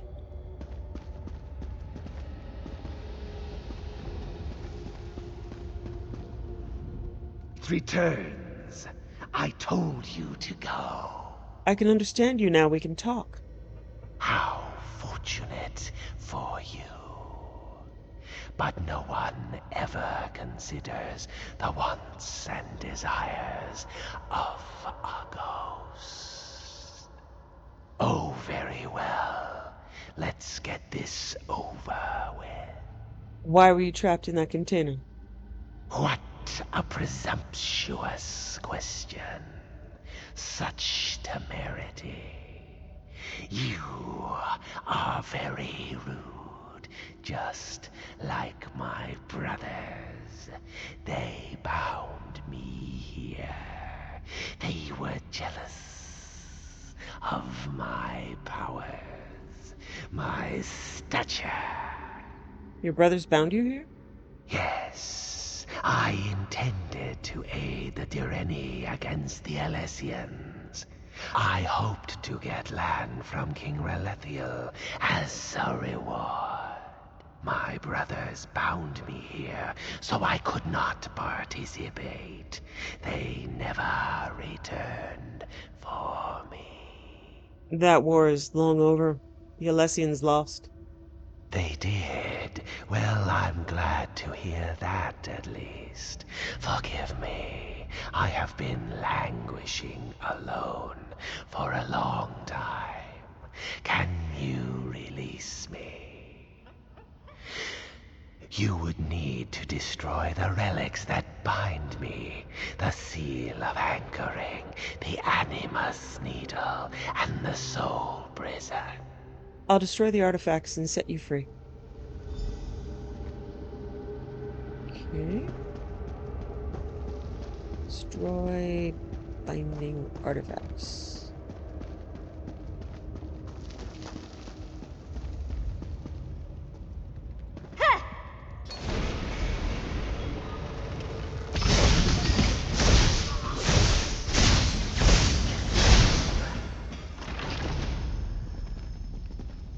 Journal of Habart Usinet. In the Journals of Habart Usinet, senior archivist and researcher, Dresson Keep's archives continue to grow and prosper. I love working with the knowledge of the ages. I know that no mere mortal endeavor could equal something as vast and comprehensive as the Apocrypha of Hermaeus Mora, but I am content here. And of course, I have not sold my soul in servitude to a Daedric prince to dwell amid a wealth of information and history, though sometimes I do dream of wandering the endless stacks of Apocrypha. I have told the younger acolytes repeatedly that they must individually dust each book and then carefully replace it. I caught Gatrin dusting a shelf of books, just swiping a claw across the spines as casual as can be. He was not wearing gloves either, and I have reinforced time and time again the need to keep the natural oils from our skin away from these precious tomes. I would like to say that the wars do not trouble me, but that would be a lie. I spoke with Lady Dresson the Elder about the fate of this treasure trove of knowledge preserved within the keep. The books on arcane magic in particular should not fall into the wrong hands. We have a plan of preservation that falls mainly upon my shoulders to implement. Most of the staff has fled as the fighting intensifies. Some have gone to join the wars, to return home to families. Others have gone to I know not where. Few of my colleagues remain, however. Dresson Keep is our home, and its library of knowledge our life's work. I shall enlist their aid in preparing a safe space for the most important treasures in the library. Sacrifices will be required. Time has taken on a strange pace, but it is peaceful here now. I've made a vow to protect the keep's treasures. We spent countless years indexing all the volumes within my collection. At the risk of flattering myself, my series of charts that cross-reference people, places, and relevant tomes in the collection is both useful and a work of art. Someone someday will need the information we have collected, and they will know how to put it to good use. I worry about mildew, though.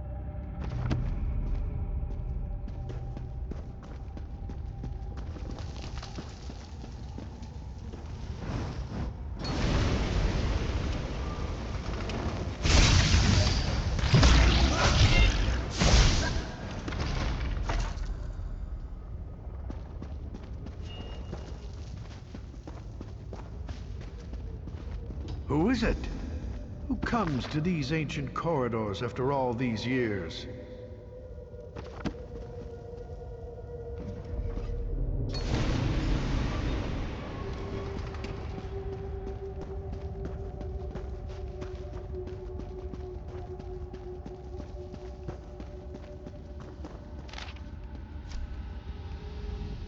I can feel the grip of those accursed anchors releasing. After all this time, I am free. What will you do now? In truth, I do not know. My people are long gone. I could move on to Aetherius, or I could remain in Tamriel. See what became of the land after the Elysians were defeated. You should pass on to Aetherius. The time of the Iliads is over. You have shown me that I am as much a relic as the objects in this vault. A thing of the past, adrift. It is time to go. I shall find Aetherius, and at long last, peace.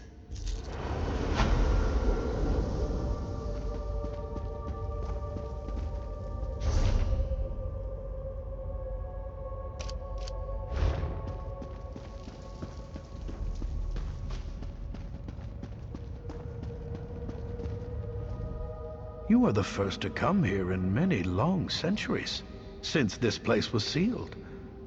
I despaired of anyone ever finding their way here. What are you doing down here? I am the High Librarian of Dressen Keep. I was charged with protecting our greatest treasure, the combined histories of the earliest days of High Rock. Do be careful with these books, they are in pristine condition. Your treasury is history? Indeed. Our patron is Hermaeus Mora, the scryer of the heavens and he who determines the tides of fate. These treasures have been sealed away for too long. Hoarding knowledge is worse than hoarding gold, or so our patron has decreed. What would you have me do? Take this index. It contains the names of all the volumes and scrolls the keep contains. You must give the Dressen Index to someone who can make use of it, such as a scholar of magic. How do I exit this vault? Like a civilized person, you may leave through the door on the far side of the vault. No need to use the well again. The ward on the gate has been broken, and the door will open now.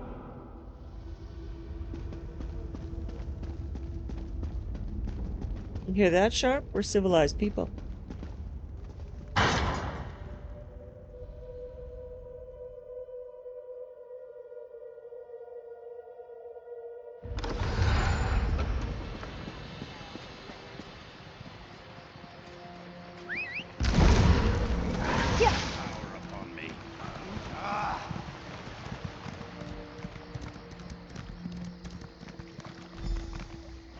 Only the finest wares here.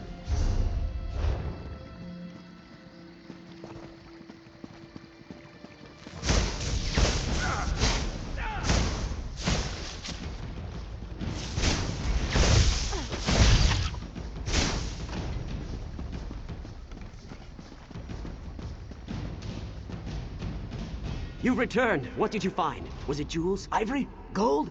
I found the lost treasure. It was a vault full of ancient tomes and scrolls. What? There's no fabulous treasure? There's no gold? I died for a bunch of moldy old books. Ah, cruel fate. I wish I had a book before all this that would have told me what was in this stupid old keep. I plan to meet my friend Belinway in Aldcroft after I recovered the keep's treasures. She's in the Mages Guild. I suppose you could tell her what you found. And tell her what happened to me, I guess. Will she be interested in the Dresson Index? Indeed. I know she'll be interested in what you discovered. Like all members of the Mages Guild, she's always been more attracted to stuffy old books than to gold or jewels. Ah well, I suppose it's time for me to move on. Farewell. I'll look for Belinway the next time I'm in Aldcroft.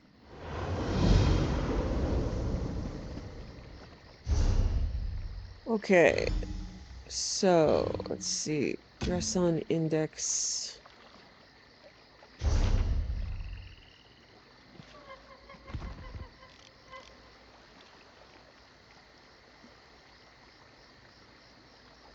Okay, I can hand that in, and then at the way station there, I will go to the Rift and hand in the quest that we had at the... Yeah, there was a delve there. Rescued 2 brothers. Need to see them at the Rift. God, what have I watched your pockets? Travel to the harbour. It is time for our final preparations. Okay, just triggered another step of the main quest. You've a hunger, friend. I smell it on you. Be warned, most of the riffraff from Camlor.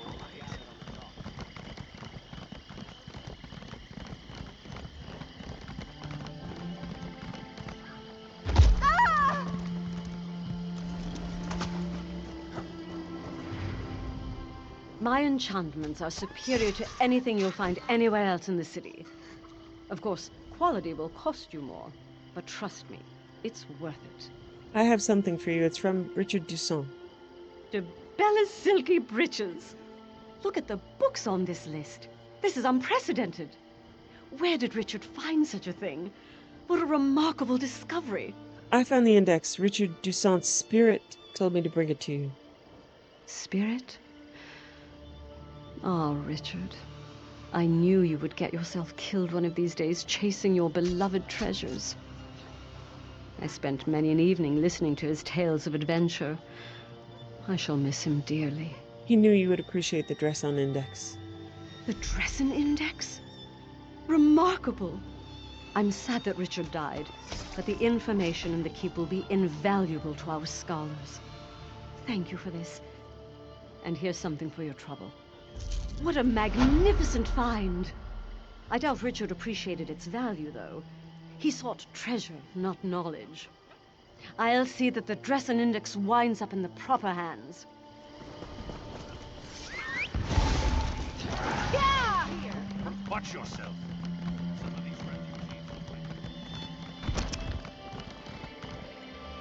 Yeah! I forgot what I'm drinking to. Yeah! Incompetence. Idiots! How could they allow this to happen?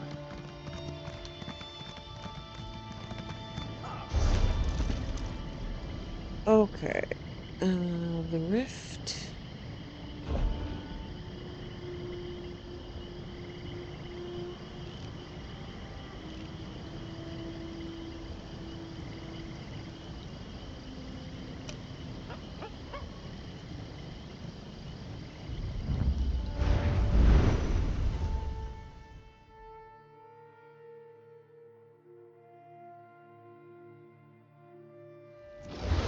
Ah, people. Great. Yeah. He doesn't like towns. Yeah!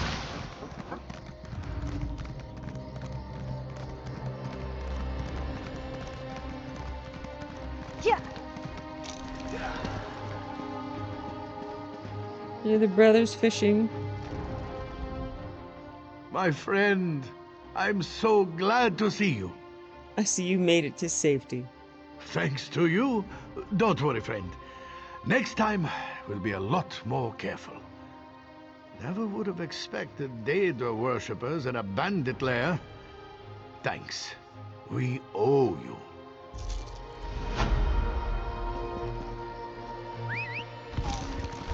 Alright, I'm going to go to Wayrest and see if I can pick up the next Mage's Guild quest.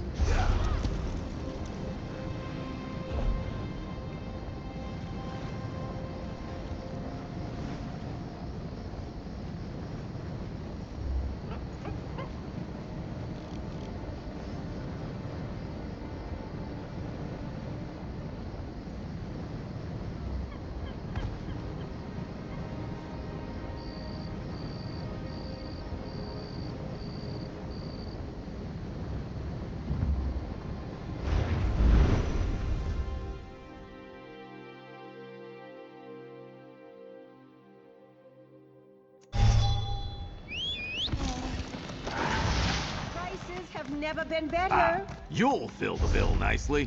Let's talk. No, I don't know. I'm only seeing daily quests, but maybe. Yeah. Name starts with a V. Velast, I think, is her name. Yeah. Oh, there, Adept. There we go. Nice. Okay, it should be Shalador. Well met, Adept. We are in need of your assistance. Velast has translated the latest book? Sort of. Velast has translated Sheogorath's tome, but we're having some trouble understanding it. She may need your assistance. Seek her out, soon as you can. Where can I find her? Velast is working the problem out of the Shornhelm Guildhall. See you there, Adept. Why is this one proving so difficult? The Mad God is a deranged skeever. That's why it's proving so difficult.